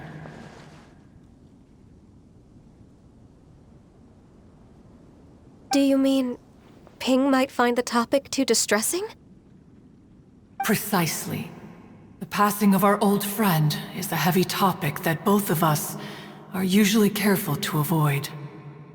If I may be so bold, Cloud Retainer, could it be that this is just your own personal opinion? Oh? How so? I've been in Liyue Harbor for quite a long time now, and I've witnessed many farewells along the way, so I too am well acquainted with the pain of the passing of a loved one. But this doesn't bring the city or its people to a standstill. They have to keep moving forward. Someone as perceptive and wise as Ping will surely have come to understand and embrace this.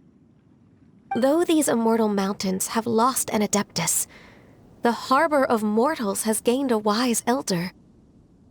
No loss can ever be undone, but there is always much that can still be gained. Ping has helped countless people, and will guide many others in the years to come. And all to whom she extends a helping hand become her friends. People she can admire flowers and discuss music with. Though it is heartbreaking to lose a kindred spirit, life goes on, because there are new friends waiting for you further down the road. We even asked Madam Ping what she thought about adding a music festival to this year's Lantern Rite. Oh, when we get back, why don't we just ask her if she'd like to perform? Maybe we can even get her up on stage. You youngsters and your imaginations. Why don't you come with us? It's been a long time since you last spoke with Ping, and Liyue Harbor is always decorated so beautifully during the festival period. Is not every Lantern Rite the same in this regard? Were there ever anything new to discuss? One in Ping could meet any day of the year. I disagree. Each new day and each new year is different from those that have come before. How long will you simply let them pass you by? The edibles she brought this time were indeed quite delectable. Very well. Then one will be off. If the other old fossils have sneaked away into the city to amuse themselves, one shall soon find out. All right. We should be getting back to the harbor as well. We don't want to keep her waiting. Once the Guili Assembly, now the Guili Plains. Say, if we planted flowers there and cared for them carefully enough, do you think that one day we'd be able to recreate the sea of glaze lilies? Allow one to take back one's praise from a moment prior. You are still far too given to flights of fancy, child. What? Cloud Retainer? You were still listening? One observed that you were making no effort to leave, and returned to chasten and hasten you. This time, one is departing in earnest.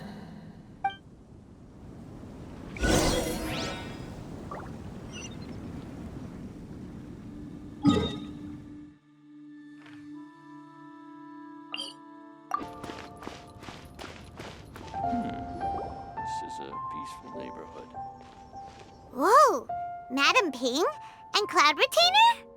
It appears you made haste after all. One arrived but moments before you.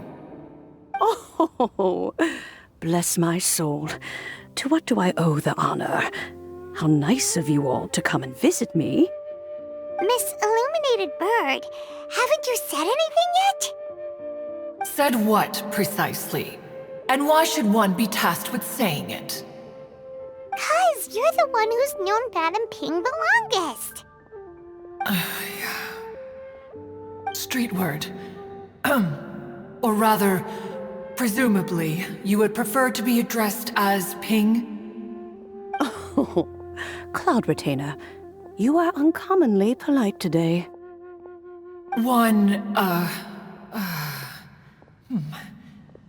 Given that Lantern Rite is almost upon us, the weather in the city is most pleasant, and a sweet floral fragrance lingers in the air.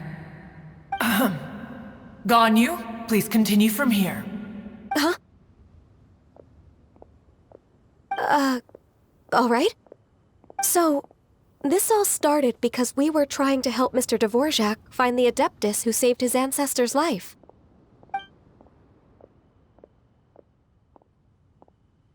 Cloud Retainer informed us that the one who played that melody and rescued the drowning man was none other than yourself. Let me think. Yes, I do believe I recall that encounter. What a long time ago that was. I'm surprised that you still remember it. Even more astonishing, perhaps, is the fact that this story has survived this long at all, when mortal lives are so very brief. It appears that she has proven herself right once again. Who's she? We like to call her Guizhong. From the look in Cloud Retainer's eyes, I sense that she has already told you all about her. Albeit reluctantly, one might add. Oh, there is no harm done. After all, Lantern Rite's very purpose is to commemorate the heroes who gave their lives for Liyue.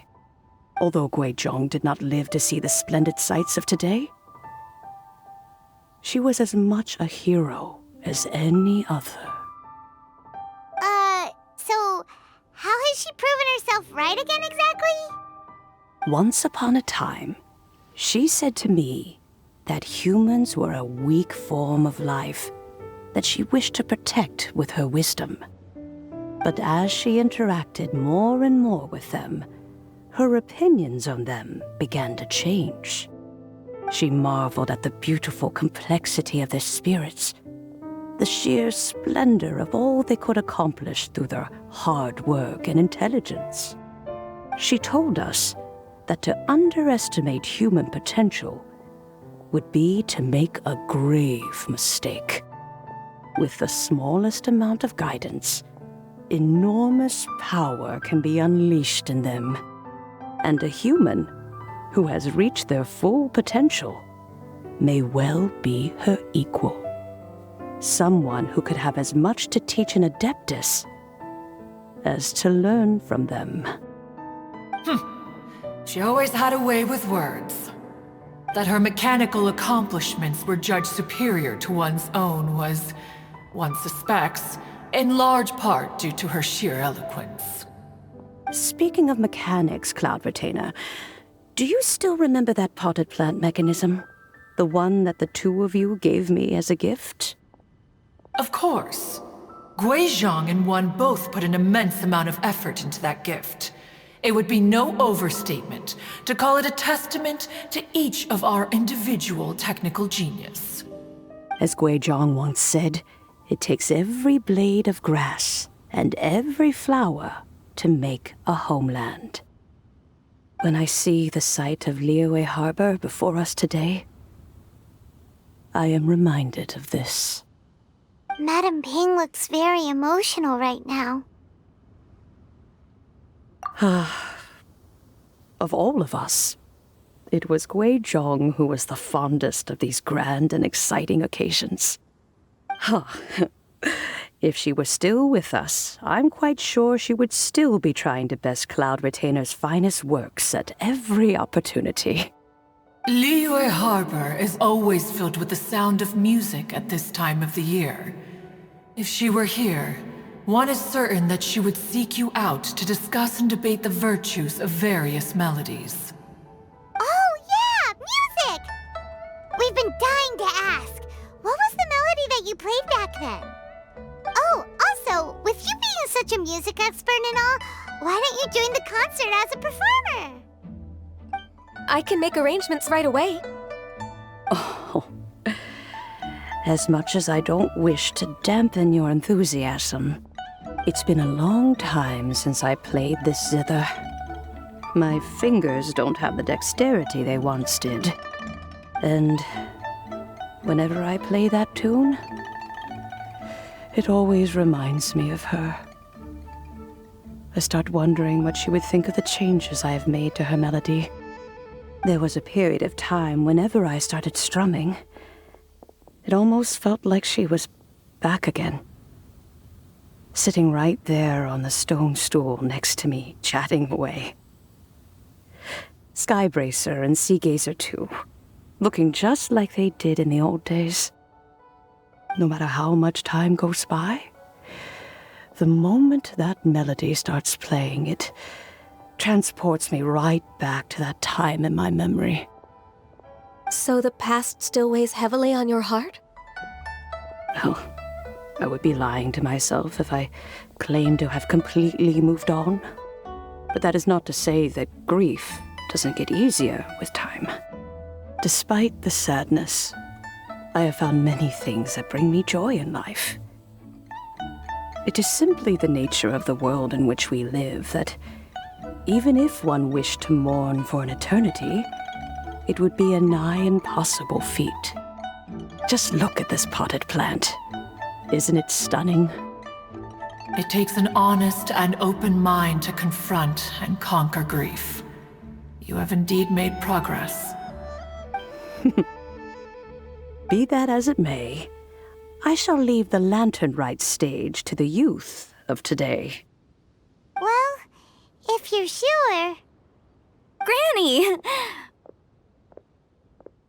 Whoa, what's everyone doing here? Did something bad happen? Ah, and now we've spooked Yanfei. No, everyone's just here to give me their regards for the holiday. Oh, that's wonderful, I'm glad. Well, in that case, happy Lantern Rite, everyone. Happy Lantern Rite. Oh, I just remembered that I have some, work to do at Yuehai Pavilion that I need to discuss with Yanfei. I haven't been able to find a chance until now. I will leave Mr. Dvorak in your capable hands. Cloud Retainer, Ping, we will be off for now. Huh? Does it have to be right now? Which case is this again? Hey, Ganyu! It seems Ganyu still has much to learn when it comes to the art of deception. What a pity. She has learned nothing of one's ability to carry a conversation. Since it's been so long, Cloud Retainer, why don't you stay? I'll make a cup of tea and we can chat a while. Gladly. This was one's intention as well. When you next see the Fontaine musician, please give him my regards. I'd like to wish him the very best with the concert. You got it, Madam Ping. Thank you all. I think you've listened to enough of my nattering for one day. As for that melody, I will play it for you all another time. Goodness knows I need to practice it first. Wow, that'd be great! We'll look forward to it. When that time comes, wherever her spirit may be among the countless grains of sand and specks of dust between the harbor and the mountains, perhaps she will look at the Liyue of today and steal a smile when she sees the prosperous land that it has become. All right, let's go tell Mr. Dvorak the news.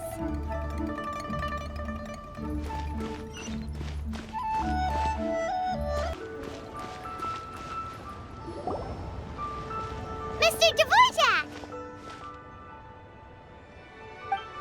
Ah, and Kuching's here too! Thanks for helping set all of this up. Welcome back. Did everything go well? Really, really well. We found the person Mr. Dvorak was looking for. Are you serious?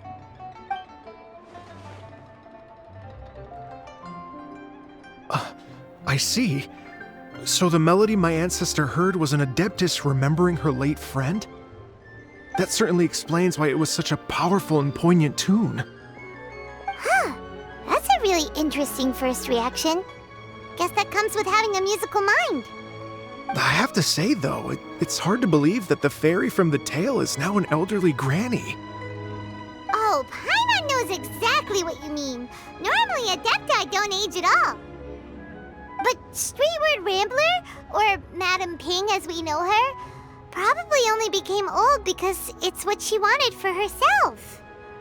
Madame Ping possesses vast knowledge and great wisdom. Whatever physical form she may decide to take, her mind and wits are as sharp as they come. Yep, Kuching summed it up perfectly. That's exactly what Paimon was trying to say. I think... yes. I must thank her in person. That can wait until after the concert, though. For now, I need to devote all my emotional energy to the performance. Ah, speaking of, Madame Ping wishes you all the best with the music festival. Paimon has a sneaking suspicion that she'll stay in her usual spot, but listen to the performances from afar. Wait, are you serious? Huh. Oh no, now I'm starting to get nervous. Okay, alright. Nope, another rehearsal is in order. Please excuse me, everyone.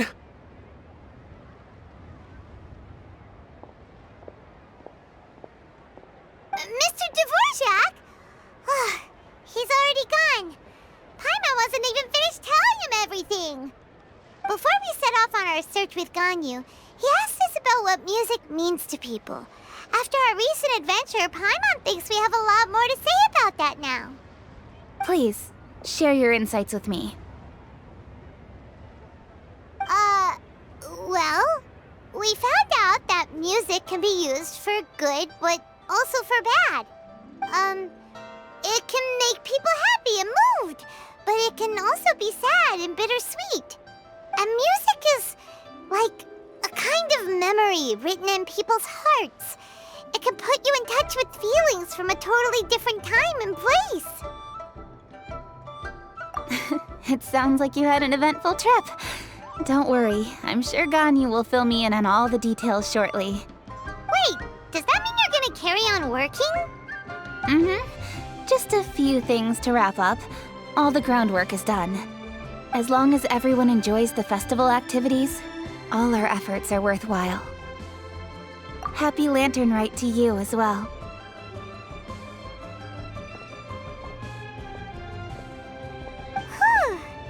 That should be everything taken care of, right? Oh, no, wait. Paimon feels like she's forgetting something. What was it? Oh, it feels like it was a while ago. Shoot! Latent... Wait, no. Anyway, fancy bamboo shoots! Zhangli said he wasn't in a hurry, so if we went now, there's probably still time, right? Anyway, even if we don't make it, it's not our fault. He could have totally picked them by himself. Ugh. Anyway, let's go check with him at Wangsheng Funeral Parlor.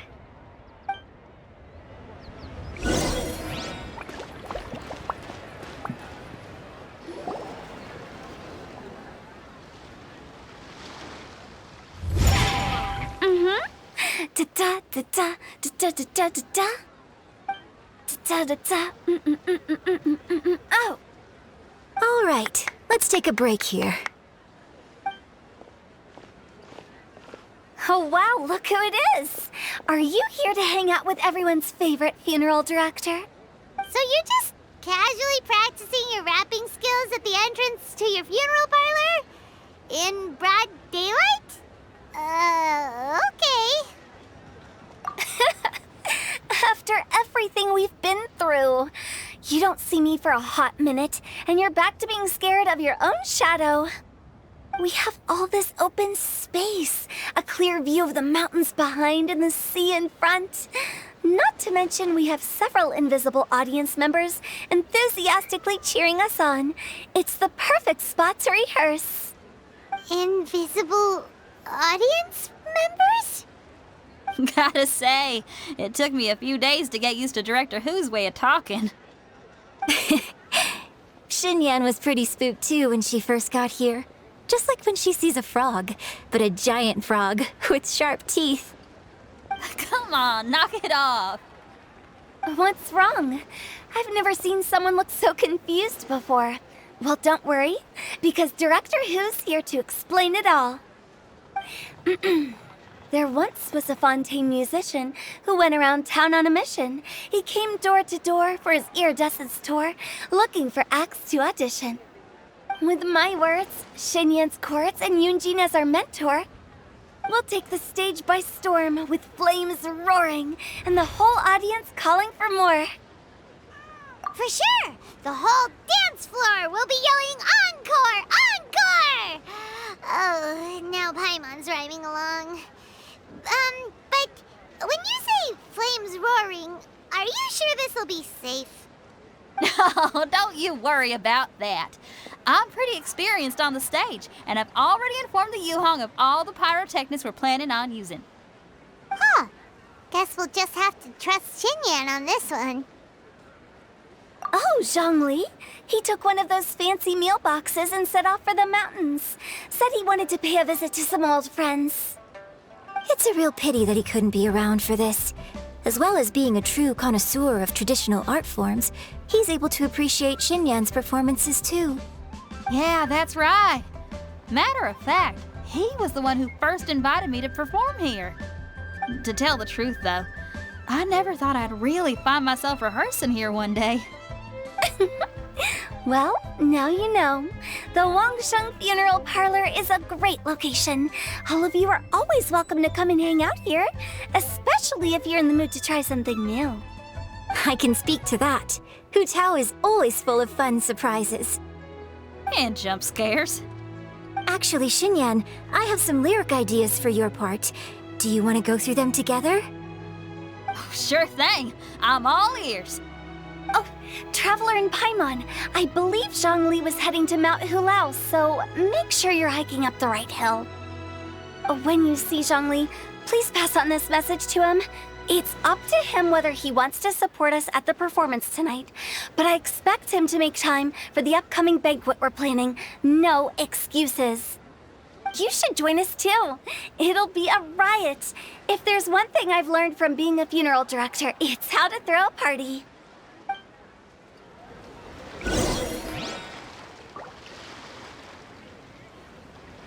Okay, everyone. I think that's a long enough break. Let's take it from the top, shall we? Ms. Eunice, such a strict mentor. These breaks aren't even long enough to have a sip of tea. Well, you were desperate to get involved, and this is what it takes. If I gave you half the chance, you'd be sipping tea till nightfall. Hey, how about I treat us all to some late-night snacks once we're done? Hu Tao, what you craving? How about some stir-fried filet with a side of crab roe tofu? Where are we gonna find crab roe tofu so late at night? We could always just go pester masterful chef Zhongling. Now I'm hungry. All right, let's knock this out and then go grab some food.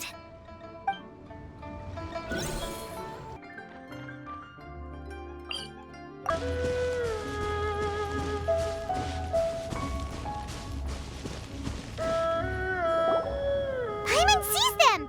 It's illuminated deer and illuminated bird number 2! A familiar face. Have you come from Liyue Harbor? How is the city nowadays? Everything's great!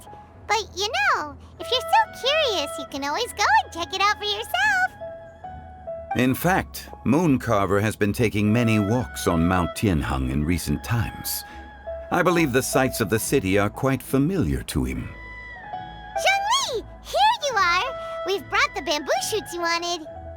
Impeccable timing.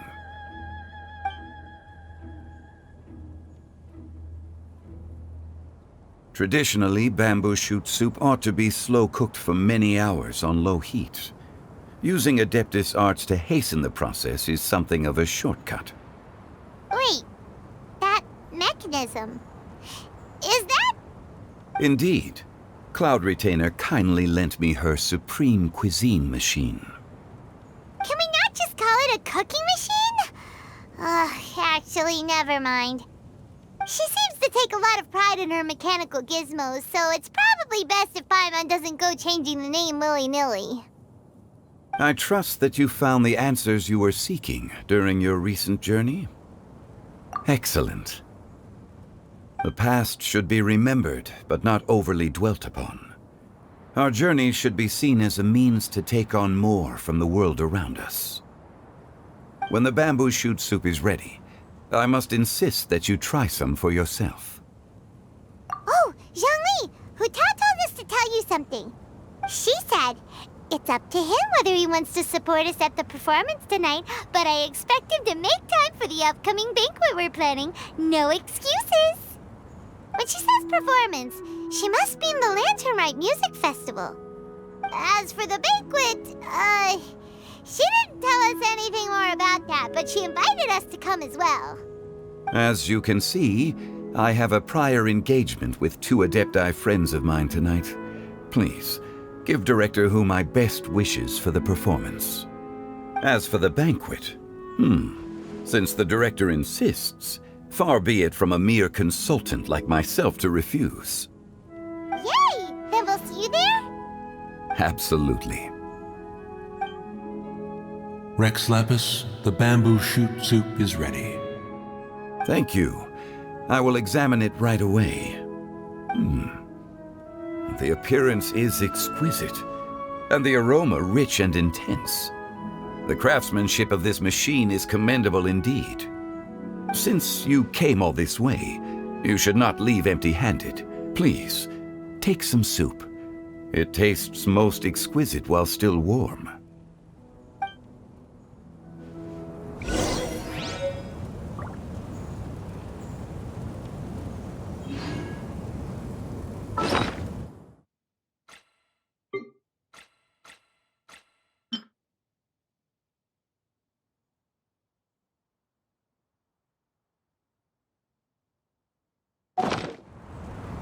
I intend to reminisce with my old friends for a while longer. You ought to get back to Liyue Harbor. There is a performance you do not want to miss.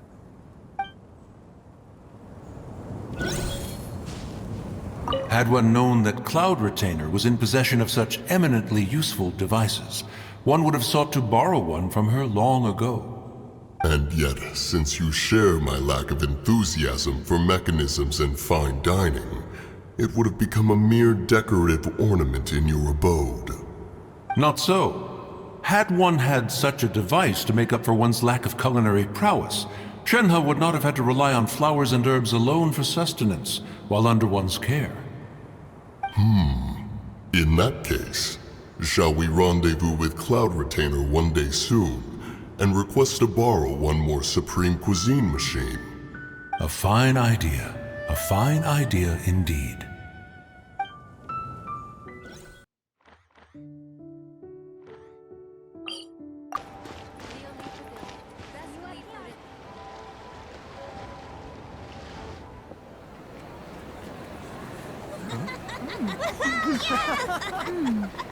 I'm honored to be here on the Iridescence Tour stage. All right, without further ado, I'm Xinyan, this is Hutao, and this is a little something called... the Bling Lilies!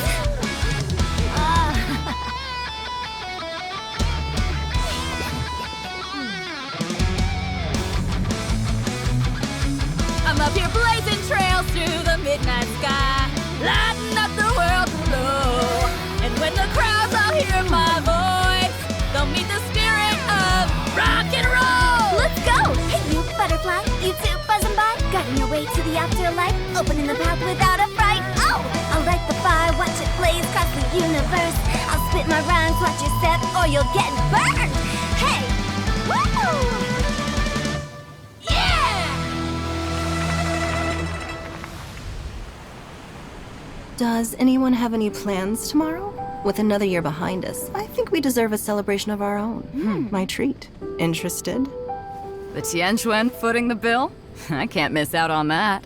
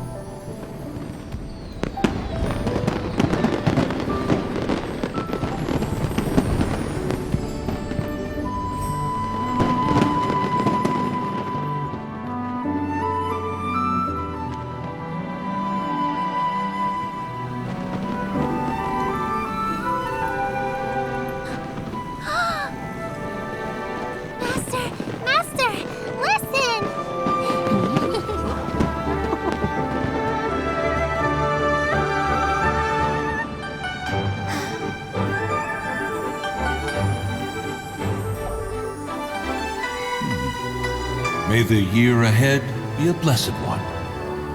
I believe it shall be.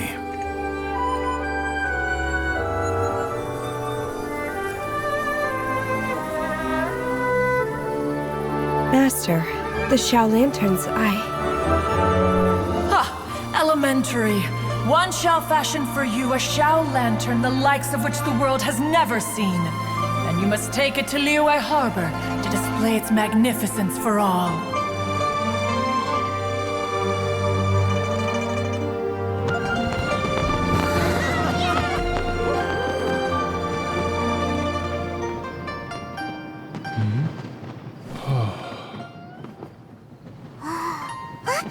Listen! That must be Madame Ping!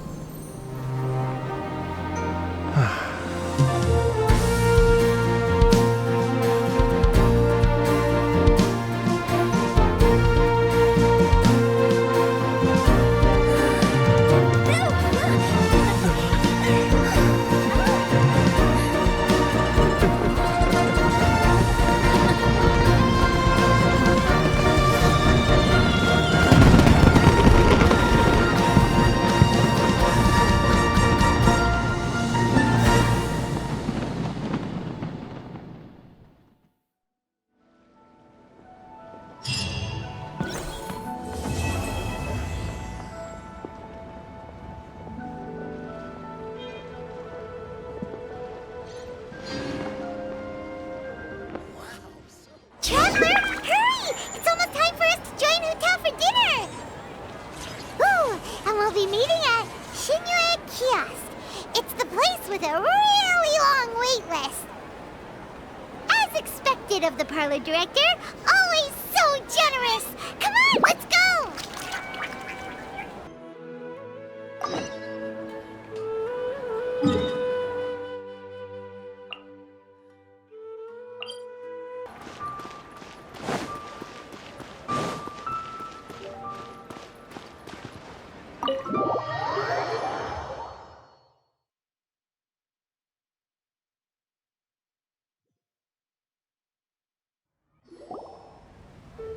Oh, so that's how it is. Thanks for the suggestions, Mr. Zhongli.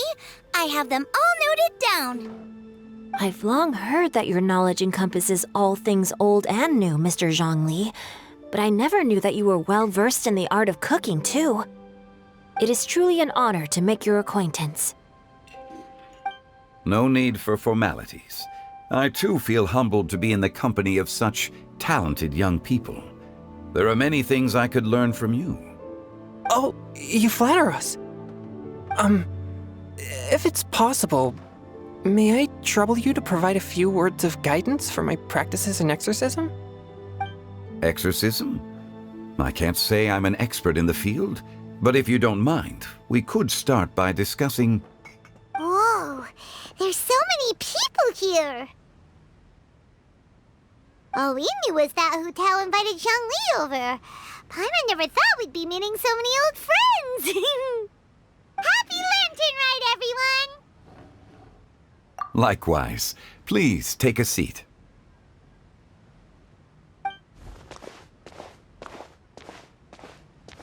Happy Lantern Rite!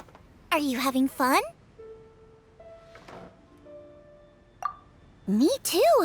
I've seen Xinyan perform before, but this is the first time I've watched something like this.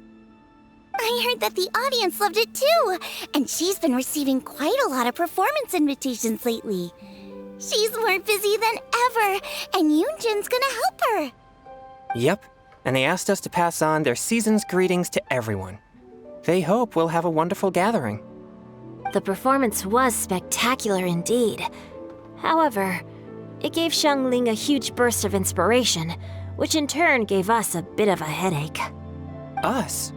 Did Xiangling ask you to try out her dishes too?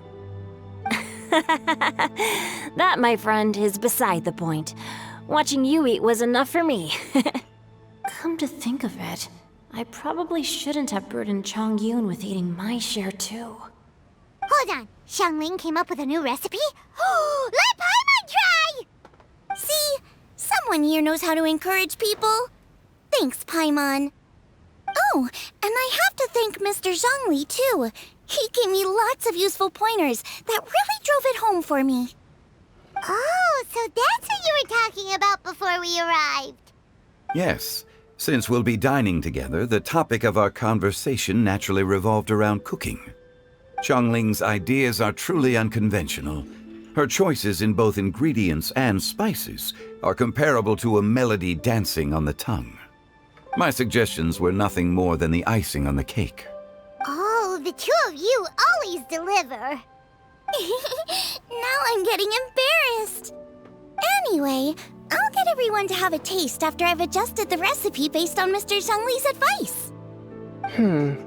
That sounds like it might become a little safer to eat. How about I sample the dishes next time? Speaking of eating, Paimon feels like we're missing someone. Oh, Hu Tao was the one who invited us, but she's not here. And where's Guoba? Oh, Guoba volunteered to help Dad at the restaurant. You know, lots of people come over to eat during Lantern Rite. Without Guoba helping out, I probably wouldn't have had the time to accept Hu Tao's invitation. As for Hu Tao... The director went to collect a guest. She asked me to stay here and host you for the time being. Seems like it's almost time. Huh? Hu Tao went to fetch someone in person? Oh, that must mean they are super important. Could it be... Kuching? Ningguang? Or Captain Beidou? She didn't clarify. And as her subordinate, I couldn't just pry into the details, could I? Ta-da! We're here! Oh, we're not late to the party, right? Right? Good thing the Conqueror of Demons and I are both as swift as the wind. And whoosh, we made it just in time.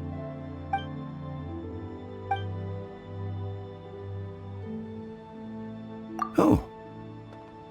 I see. So the important guest is the Conqueror of Demons. I've been looking forward to meeting you. The director didn't mention anything when she invited us. What a pleasant surprise. Gathered here with us tonight are not only young and accomplished individuals, but also the protector of Liyue's peace, Adeptus Alatus. To convene here with all of you is indeed a great honor.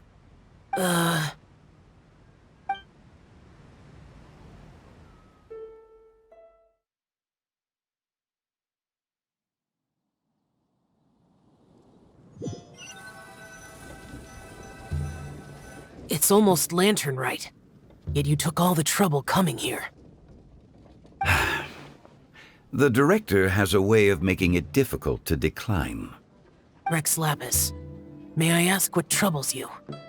The director asked me to buy sesame oil in preparation for the celebrations. Huh. Then why would you come all the way to Wangshu Inn? I had a pleasant chat with Chef Yanxiao and received some spices from him. And, see?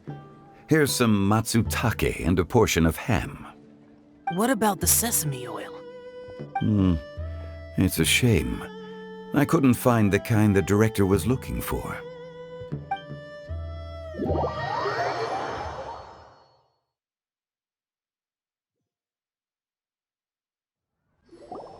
I'm sure you're exaggerating, Zhang. Sir. There he goes again. Enough with the pleasantries. Go let our guests take a seat. Everyone here today is well known in their own field and has probably heard about one another to some extent. Some of us are even old acquaintances, so there's no need to be this formal. I heard that the Conqueror of Demons and the Traveler are pretty close, no? Great! You two sit together. You should take a seat too, Director. Oh, finally remembered me? When we arrived just now, the host at Xinyue Kiosk told me our dishes are almost ready. Perfect timing. Let's not wait any longer and ask them to bring out the food.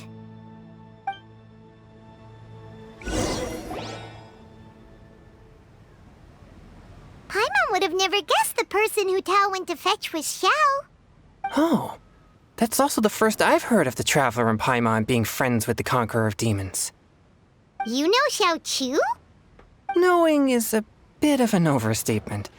I've always looked up to him. You might not know this, Paimon, but we exorcists have worked in close collaboration with the Conqueror of Demons for many generations, dispelling evil together, both in the open and from the shadows. Hard to imagine that thanks to Hu Tao, I've finally gotten the chance to meet him. Conqueror of Demons, I'm honored to make your acquaintance. Likewise. It is a great honor indeed to have a chance to meet the legendary Conqueror of Demons. Changyun has brought that name up quite a few times in the past. I remember you mentioning wanting him to understand the importance of exorcists. Ahem. We know each other too. He helped try my dishes during the Masterful Chef's cook-off. I didn't think we'd have the chance to meet again. Happy Lantern Rite. No anecdote, however, compares to meeting you in person. I'm Xingqiu, Shangling and Changyun's friend. The pleasure is all mine. Whoa, everyone's getting all formal and polite all of a sudden. Paimon doesn't know what she should say anymore. Adeptus Xiao, mighty conqueror of demons, please accept Paimon's greetings too. Belated Happy Lantern Rite.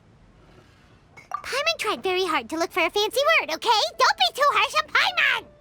There's no need to be so polite. You're right. This was meant to be a nice little get-together between friends after all. Too much formality kills the atmosphere. I didn't plan this gathering only for everyone to walk on eggshells. Hiya.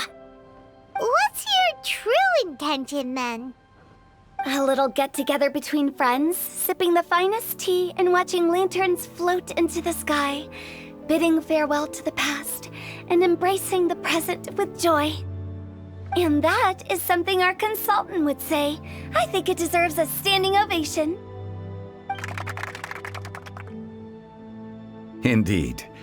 Exceptional acting skills, Director. As for me, I'm just here to have fun and treat everyone to something good. We all worked really hard this year, whether traveling or guiding, cooking, helping with the family business, exorcising evil spirits, or conquering demons. And of course, our consultant, who's been helping out at the parlor every now and then. Everyone has done some pretty amazing things. As the one who brought everyone together, it goes without saying that I'm the one most deserving of praise. Huh?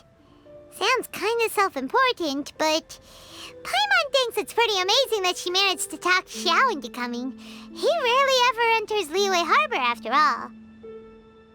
It wasn't as complicated as you think.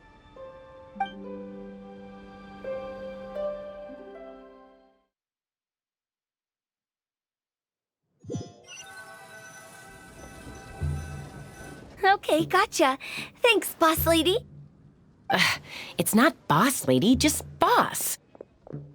And there she goes. What a lively girl. Conqueror of demons, Adeptus Shao. Guardian of Wangshu Inn, hero of Dihua Marsh. I know you're there. Quiet. Do not disturb the peace.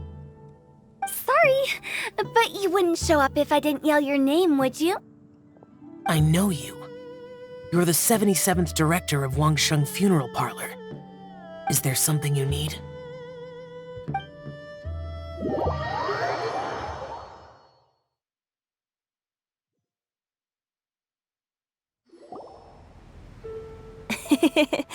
That does sound like one of Hu Tao's antics. Did the Conqueror of Demons agree to come so that Hu Tao would stop pestering him? There might be other reasons. Smart guess. Huh? There's more to it? It gets pretty boring from here on. I talked about the funeral parlor's past relationships with the guardian yakshas. You know, just to be sociable. In the time of the Archon War, disputes were frequent, and disaster overtook the land. Humans couldn't escape from the torment of the plague, nor could they escape death. The Adepti vanquished the demons, the Millelith fought valiantly, and Wangsheng Funeral Parlor was responsible for purifying the diseased and sending off the spirits of the dead. That is how the border between life and death was maintained during the war. And it effectively prevented further incidents from happening. That's right. 1 point for the consultant. But despite our deep-rooted connection, it still took me quite a while to actually convince him. You know him pretty well, huh? This matter is out of my control, so I need to be cautious. True, but I've kept that in mind too. That's why everyone here today is in one way or another acquainted with elemental power. Besides, it'll only be for a short while as we dine together. There won't be any lasting consequences. But I didn't expect there to be so many people. There's no need to worry, Conqueror of Demons. We're not feeling anything unusual so far.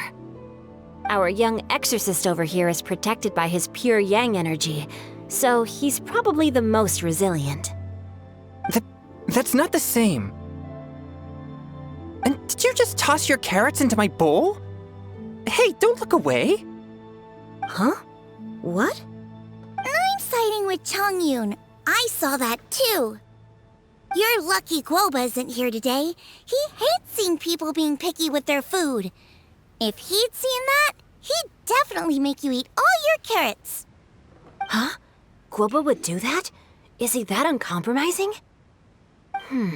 But now that I think of it, Xianglin told me that Guoba used to be the stove god.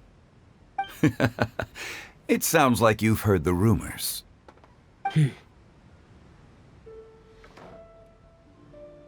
I'm doing fine. Not long ago, before Lantern Rite, I met an old friend. Thanks to his help, things have been a lot more stable than before. You should know him. He's...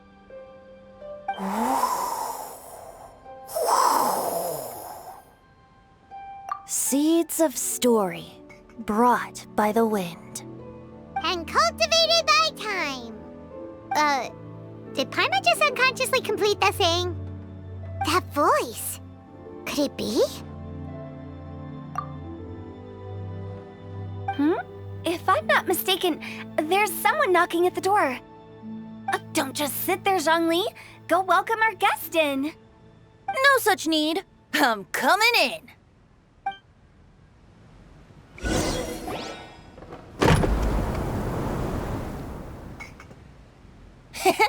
You finally let me in. Hello, hello. No matter if we've met before or not, this moment marks a brand new encounter. Old friends and new. Happy Lantern Rite. Oh, it's the tone-deaf bard. Huh? Oh, he seems to carry a valiant breeze wherever he goes. It looks like we're gonna be friends. Fate has brought us together, so come on, take a seat and be my guest. Help yourself. Oh, I'll ask them for another set of cutlery.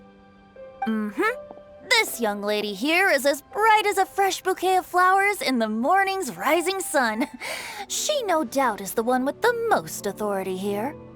Whoa, these dishes look amazing! Is it really okay for me to join in? All right, I'm digging in. Huh, it's you. Oh, isn't this Genyu? Genyu? Yep. Now that I've taken a closer look, you're a fan of Genyu's works, aren't you? I met Xingqiu at a light novel convention. How I wish we'd met sooner. I never expected that there'd be another person in this world who could interpret Genyu's new novel as thoroughly as I could.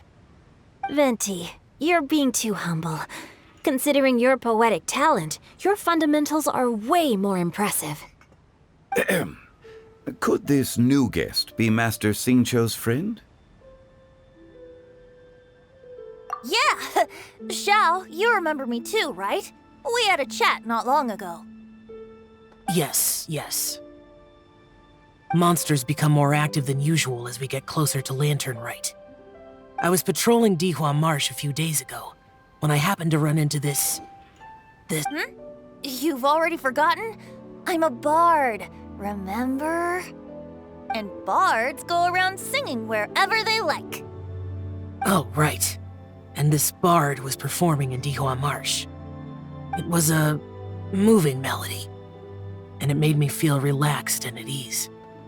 I couldn't help but stay and listen. Thank you for your patronage. I understand now, too. I'm Zhongli, currently working at the Wangsheng Funeral Parlor. It's a pleasure to meet you, new friend. And I'm his boss.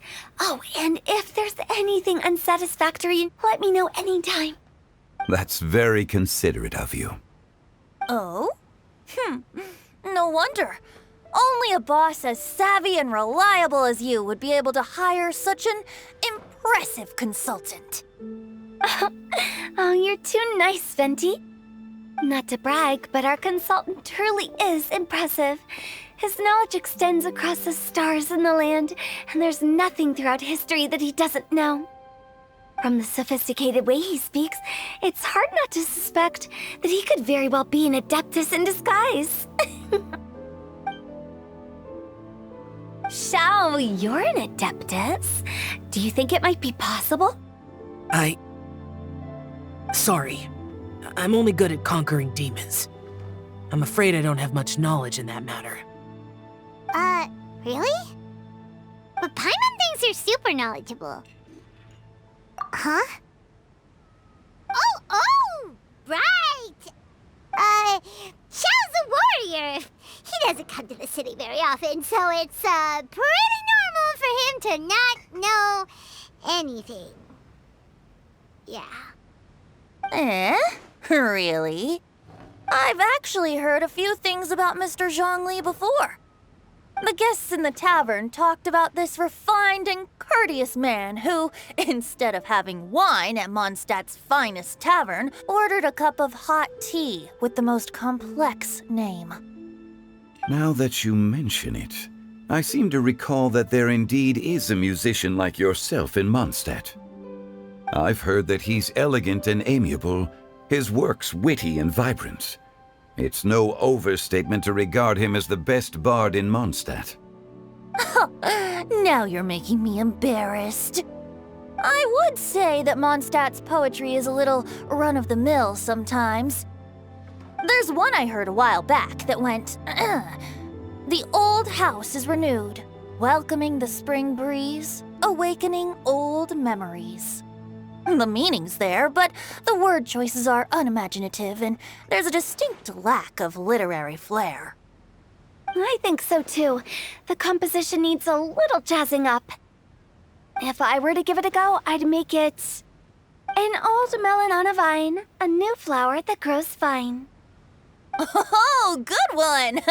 It feels unique and has a nice ring to it. You have great taste, Venti. I was right about you.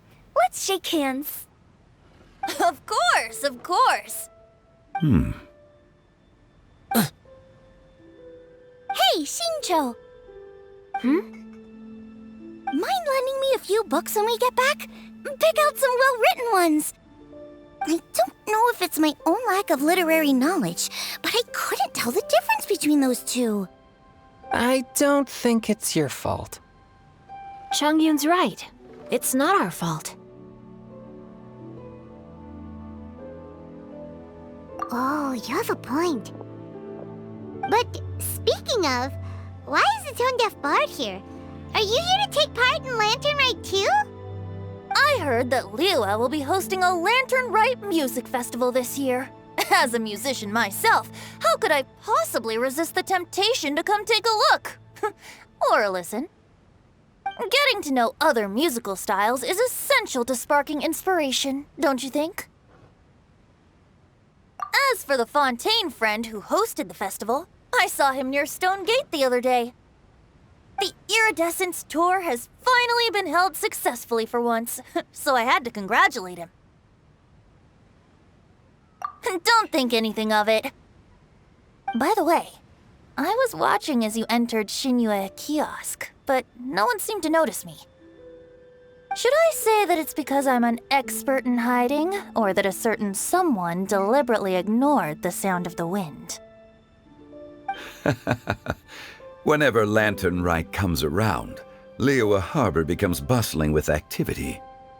People are all busy watching the lanterns and strolling around the shops, and they might just go travel somewhere on a whim. It is rather difficult to predict another's whereabouts. The festival is in full swing and proceeding smoothly, and we're all gathered here with friends, new and old.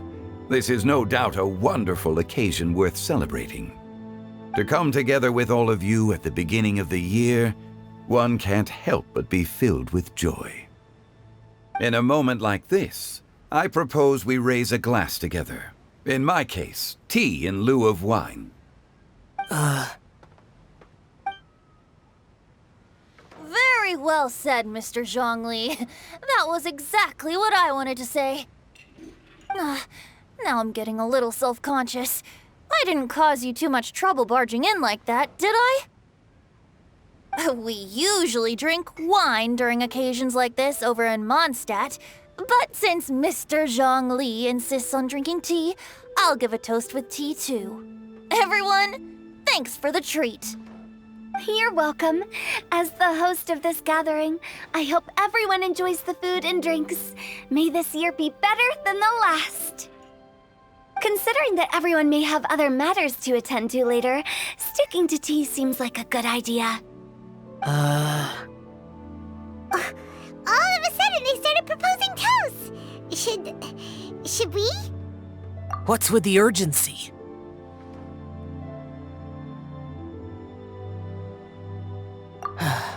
Sure. Have you two finished eating? It's always nice to have a breath of fresh air after a meal. Helps with digestion. Paimon will come too. Yeah? Okay then. Don't forget to come back.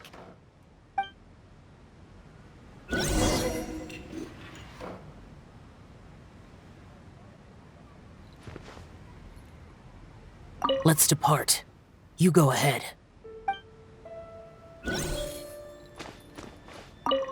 About you and Venti. Could he be a partner in your family business? That's right.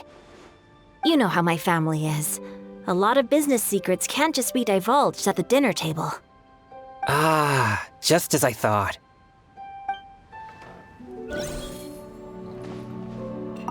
Did you talk about anything interesting before we started the meal? Anything fun I missed out on? Oh, we were talking about cooking. Mr. Zhongli told us that he went on a trip to Qiaoyang Village the other day and got a hold of some uncommon ingredients. tea seed oil and sesame oil. He suggested I try using those in my new dishes. Oh, no wonder he left his post for so long that day. Those ingredients would be difficult for anyone else to find. I guess I'll need his help next time as well.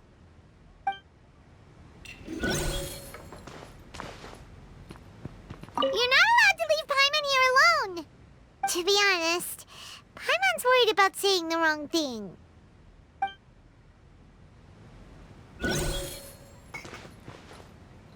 It seems like our new friend is an expert in wine. I deserve no such praise.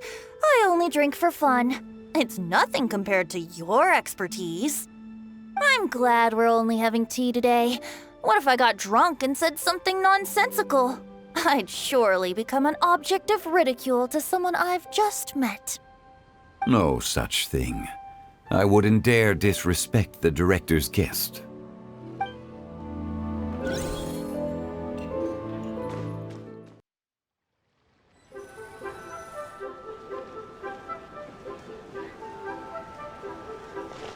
Are you all right?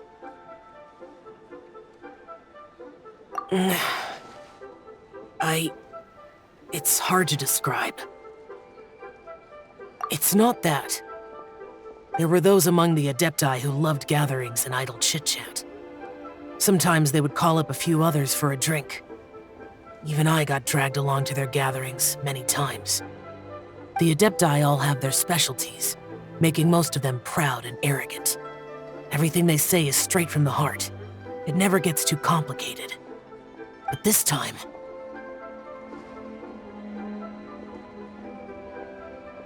That's not what I meant. Or perhaps I should say Rex Lapis is really good at adapting to human life. You could say that he actually enjoys doing so. And that's something I might never be able to do.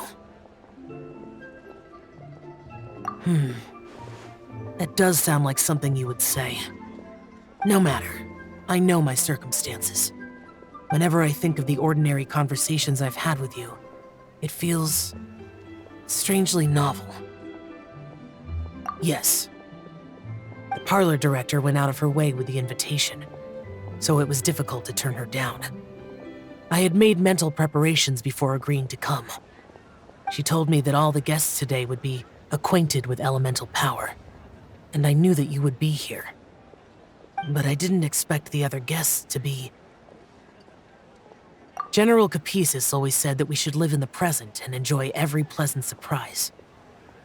Perhaps that's what I should do with what I'm feeling now. But I think he meant designing clothes for those around him. The clothes were intricately designed, but inconvenient to wear.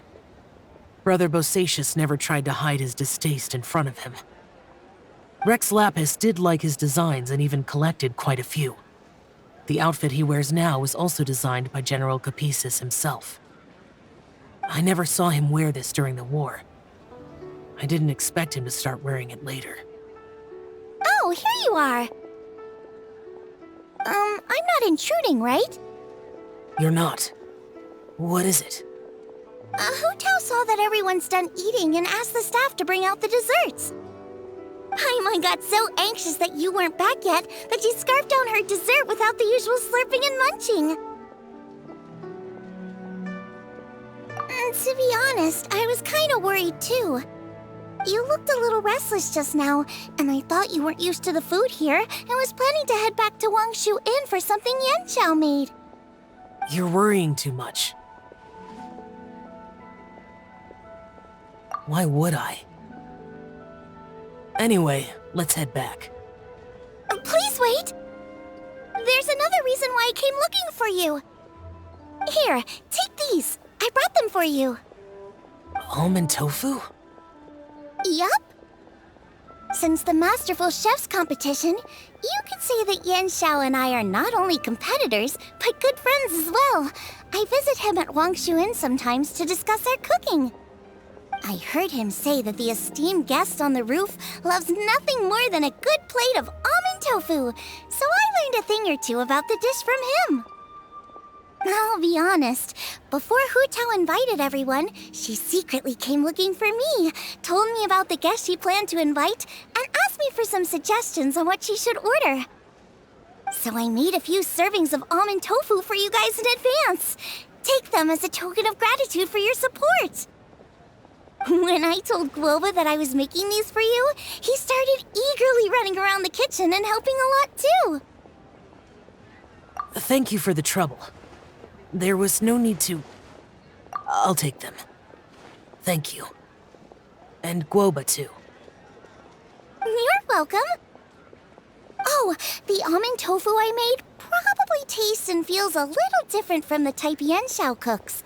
Please let me know if there's any improvements I should make. Okay. That's all. Alrighty, we should head back now. We can't keep Paimon waiting.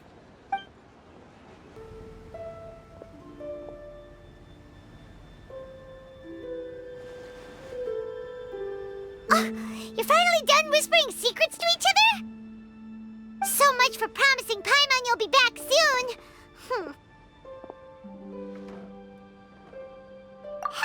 How could you say that to Paimon? In that case, besides having no sense of time, Paimon will let you know what having no sense of fullness looks like.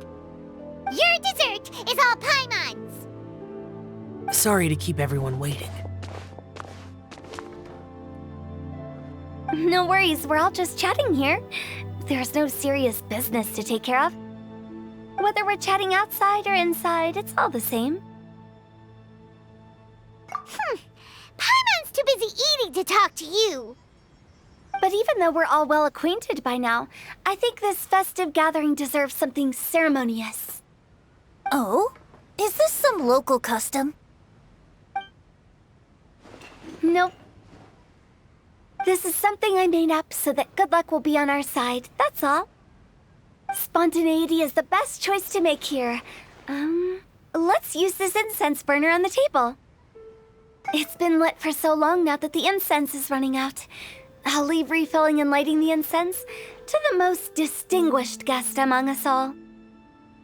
Lighting the incense will signify continuous growth and prosperity in all our endeavors in the new year. I see. Perfect symbolism, as expected of Hu Tao. And speaking of the most distinguished guest here today, I'm sure we all agree that it's Mr. Zhongli.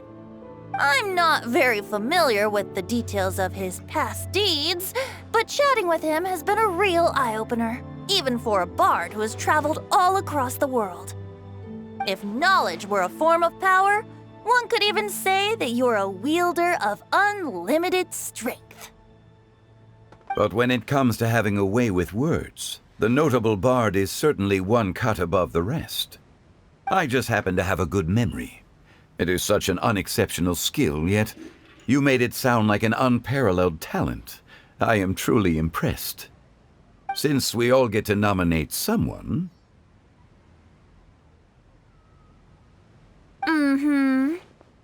I think it's only fair that we let the parlor director light the incense. Huh? That won't do. Don't flatter me just because I'm your boss. We are looking for the most distinguished guest here. As the host, I shouldn't be involved in this discussion at all. Now that we've enjoyed this table full of delicacies, how about we let our one and only chef here do the honors? Is this really the way this works? I didn't cook any of these dishes. It's not a big deal. Just look at her! Xiangling, the disciple of an adeptus, the stove god's best companion, the winner of the Masterful Chef's competition. The only heir of the famous Wanmin restaurant. A good old friend of mine. There's no better choice. Why does Paimon feel like we're back at square one again? Please stop! You're making me embarrassed. If we're looking for a distinguished guest, surely the second son of the Feiyun Commerce Guild counts. It's one of the largest commerce guilds in Liyue Harbor. Huh? Don't get me involved in this. Ooh, not a bad choice. With the Commerce Guild's young master lighting the incense, we're all sure to make a huge sum of mora in the new year. That's not how it works. Making a fortune is indeed a fine wish, but it's of lesser importance than good health and happiness. Which means we should choose Chongyun, the skilled exorcist who keeps everyone's home safe from evil spirits. Huh? Now you're nominating me? I can't be the one when we have the Conqueror of Demons right here. Adeptus Xiao has the most seniority among everyone here today. We should... I refuse. I am most certainly not the most distinguished guest here. You should all be able to make the right judgment based on your observations. One person here is well acquainted with everyone else.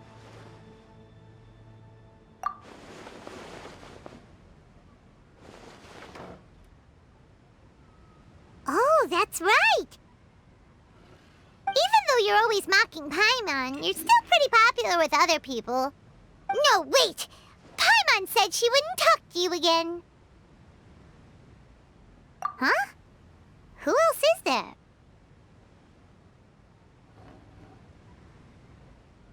Huh? Huh? Does that mean Paimon's the most distinguished guest?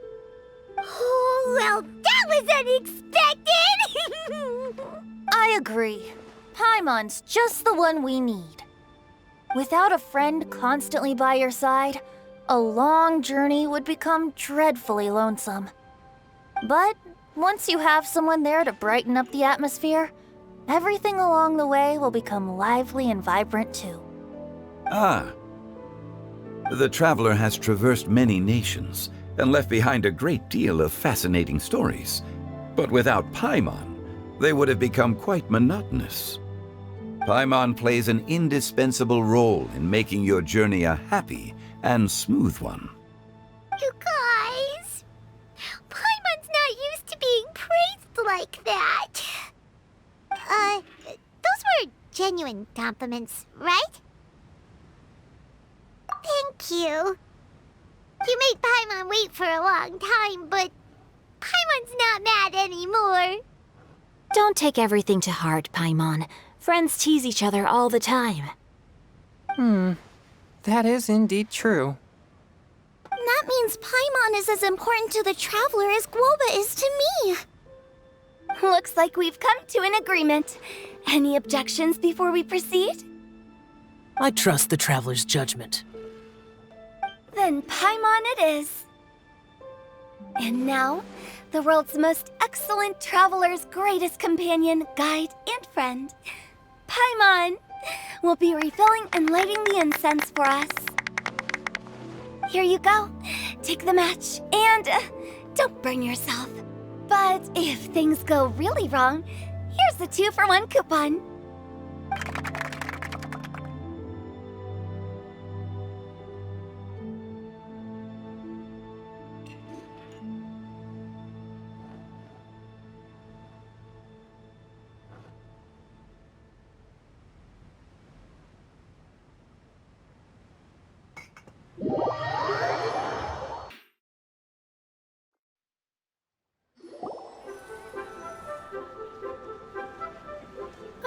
It's getting late. I won't take up any more of your time. You're all free to go as you please. Yep, the tea was amazing too. You don't have to go all polite on me. Just remember to come when I invite you next time. Let's see. It's dark out, so I'm going to accompany Xiangling, Xingqiu, and Chongyun back home. As for the rest of the guests, I'll leave them to our consultant. No need. I'm headed towards the harbor to meet a friend on the ship. There's no need to trouble one such as Mr. Zhongli. I think you know the place I'm talking about. Come meet me anytime. It was great getting to know you all. Let's meet again when the spring breeze begins to blow. Bye! Oh, we should write poetry together sometime. We'll catch you all later then.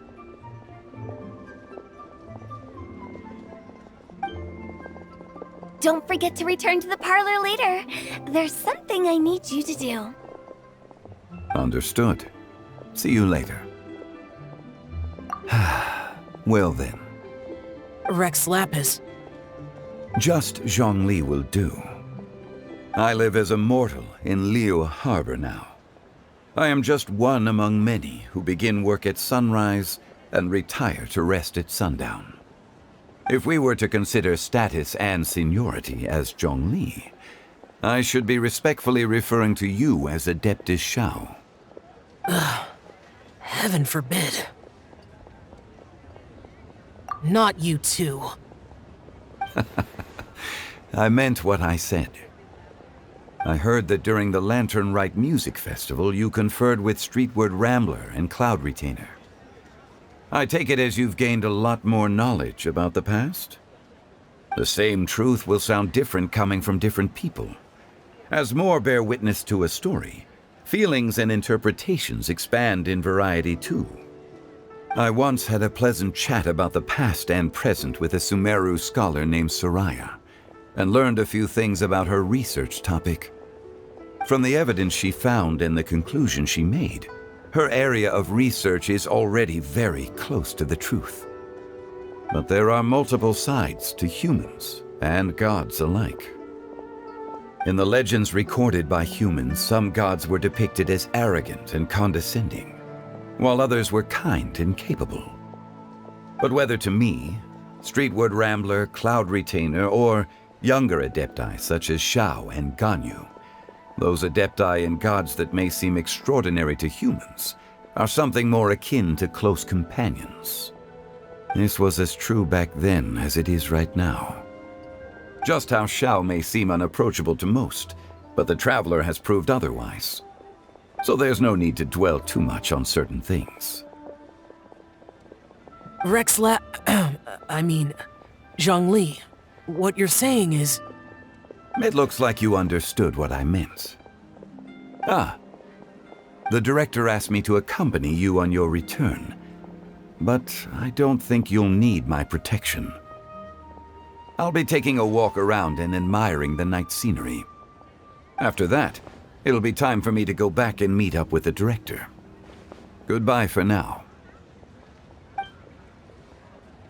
Bye, Zhongli! Everyone's gone now. Paimon always feels a little empty inside when a lively celebration ends. But at least you always stay by Paimon's side. No. Paimon got it mixed up. Paimon, the best and most distinguished travel guide, will always stay by your side, Traveler. Good that you were aware of that. Shell, is there anything else you want to do? We could take you on a tour of Liyue Harbor. No need. I've stayed here for much longer than I had expected. The city lights are a fine sight, but it's time for me to leave. The events of today occurred so abruptly. I appreciate your kindness. Okay. I'll see you next time then.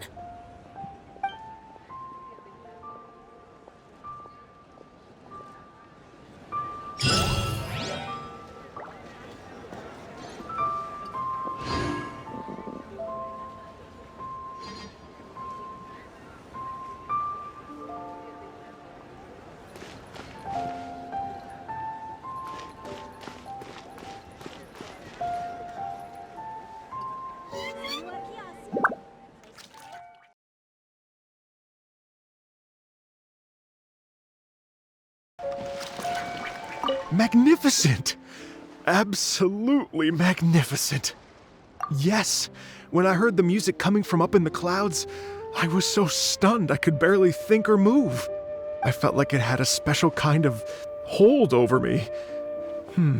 Or maybe it was the adeptal power within the music. And the ensemble at the end was truly sublime. I felt like I would have started to cry if I hadn't been one of the performers on the stage. Well, Lady Ningguang, the Tianquan of the Liyue Qixing, has invited me to visit her again at Yujing Terrace to discuss a long-term collaboration plan. I do hope everything goes well and that we have more opportunities to collaborate in the future. The next time we have another performance, you'll have to come. I will save the best seat for you.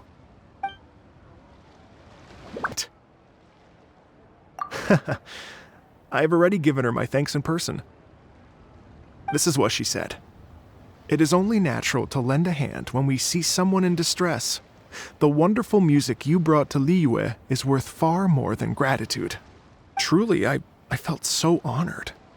But I've also made a decision for myself. I will strive to create even more wonderful, original music for this era. Our era.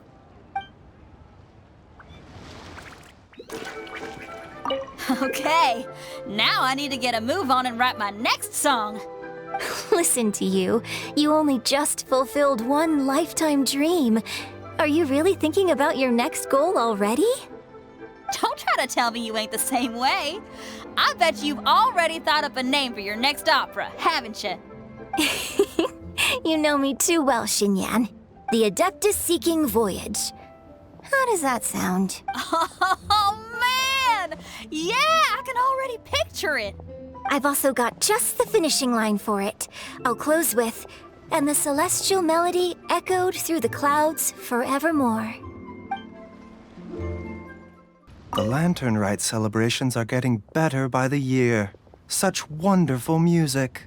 Dr. Baiju, I've brought the herbs. Who are they for? The singers. Performing at a music festival is very demanding. Using these herbs in good time will protect their voices from damage. Oh, that's why you were preparing them all night. I dared not neglect the Yuheng's request. Her messenger was quite insistent that it should take top priority. Let me double check again. This one is for...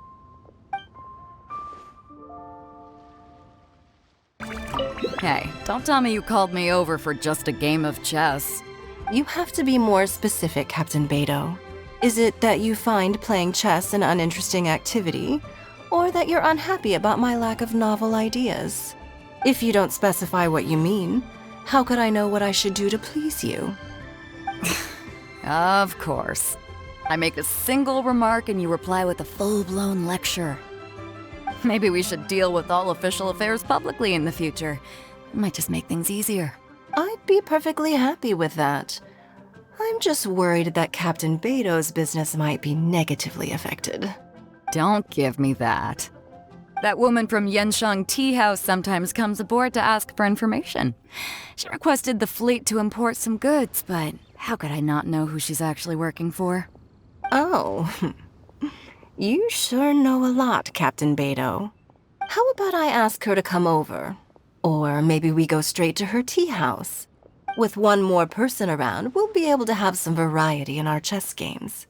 I hope that would be less of a bore to you. So, we're still gonna play chess after all. The vegetables are fresh, and there are enough wheats and grains stocked up. I'll pass on the seafood. Oh, it's you. We meet again. Surprised to see me here? It's the director's orders. Xiangling worked all day and night at the restaurant during the festival and didn't get to have any time to enjoy the festivities. The director sent me here to help out in the kitchen so that Xiangling will have some time to herself. But with someone as hardworking as you around, there seems to be nothing much for me to do. It feels good seeing my old friend in the kitchen, fetching ingredients and lighting fires. Perhaps I should borrow Cloud Retainer's Supreme Cuisine machine to speed things up. You'd still prefer to make them by hand, but of course.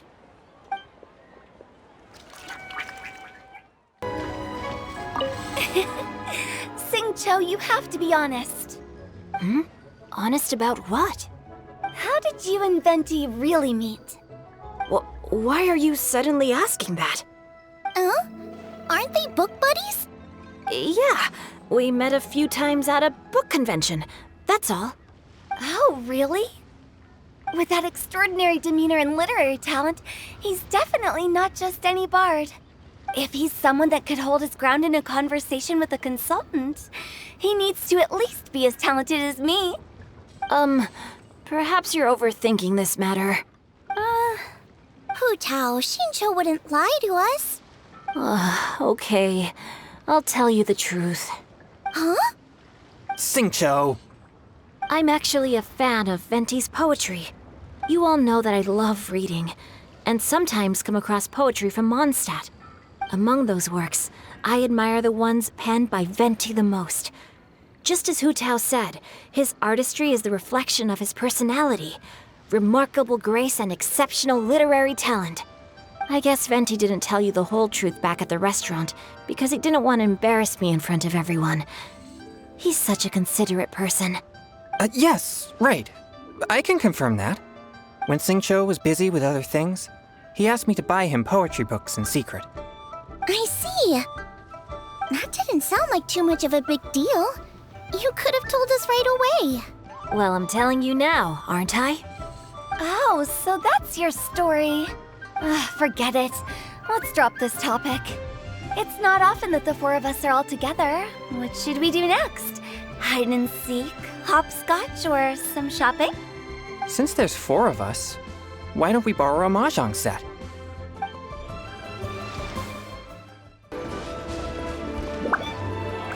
I'm so happy. And all the grandmas and grandpas in Qingce Village had a great time too.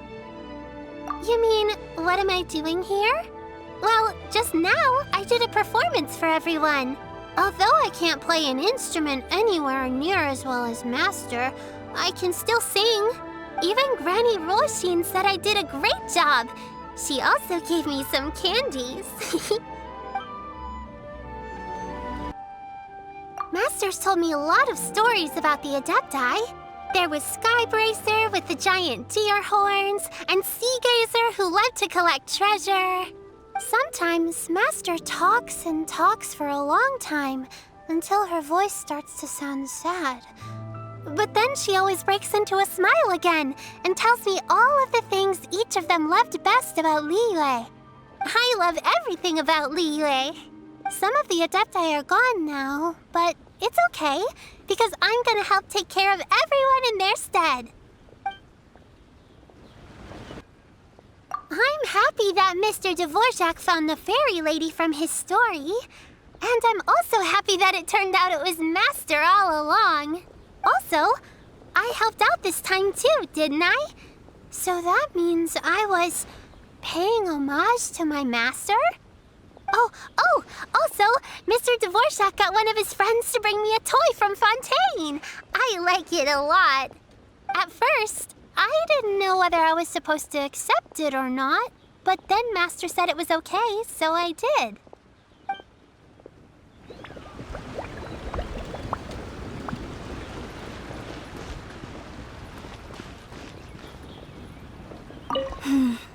Granny, you play so beautifully. Do you think you could teach me? Oh, child, you simply never stop, do you? This festival is a rare chance to rest and relax. But here you are pestering me to teach you this, that, and the other. Don't worry, Granny. I'm a fast learner. And anyway, the sooner I start learning, the sooner we'll be able to perform a duet together. A musical duo is only as good as its weakest link. So you gotta teach me all your secrets, okay? All right. Well, you can start by making me some more tea and leaving it to cool on the side. Sure, Granny.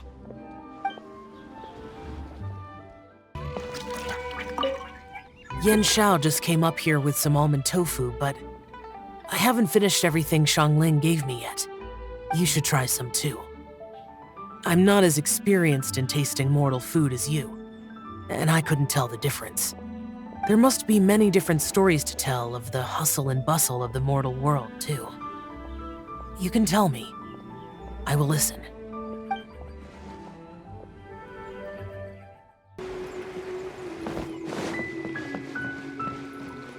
This is such a cool ship! facing the sea breeze and gazing out at the soaring seagulls. Makes me want to sing out loud. Kazuha, how about I stay here and be the ship's resident bard? What are my prospects? With your level of artistic finesse, I'm sure nothing will go wrong. But I'm afraid the sailors aboard are not the most versed in the arts. They probably wouldn't understand the deeper meaning your poetry holds. You can't say that for sure. Poetry is spur-of-the-moment creations. Anyone viewing the same sights and experiencing the same atmosphere would surely understand. There's a port in Mondstadt too, but I rarely get the chance to board any of the ships. Speaking of ships, everything's perfect about this one, except... Kazuha, could you tell your captain that my height says nothing of my age? I'm way past drinking age. How often does one get to enjoy a seafood feast on a ship? It'll be a real shame if there isn't anything stronger to enhance the food. Pretty please? There's not much I can do about that. It's not because Captain Beto's not on the ship right now, but because there's no room for negotiation on this matter. Even I have to sit in the no-drinking zone every time. But I don't get drunk after just a few sips. Trust me, I can hold my liquor really well.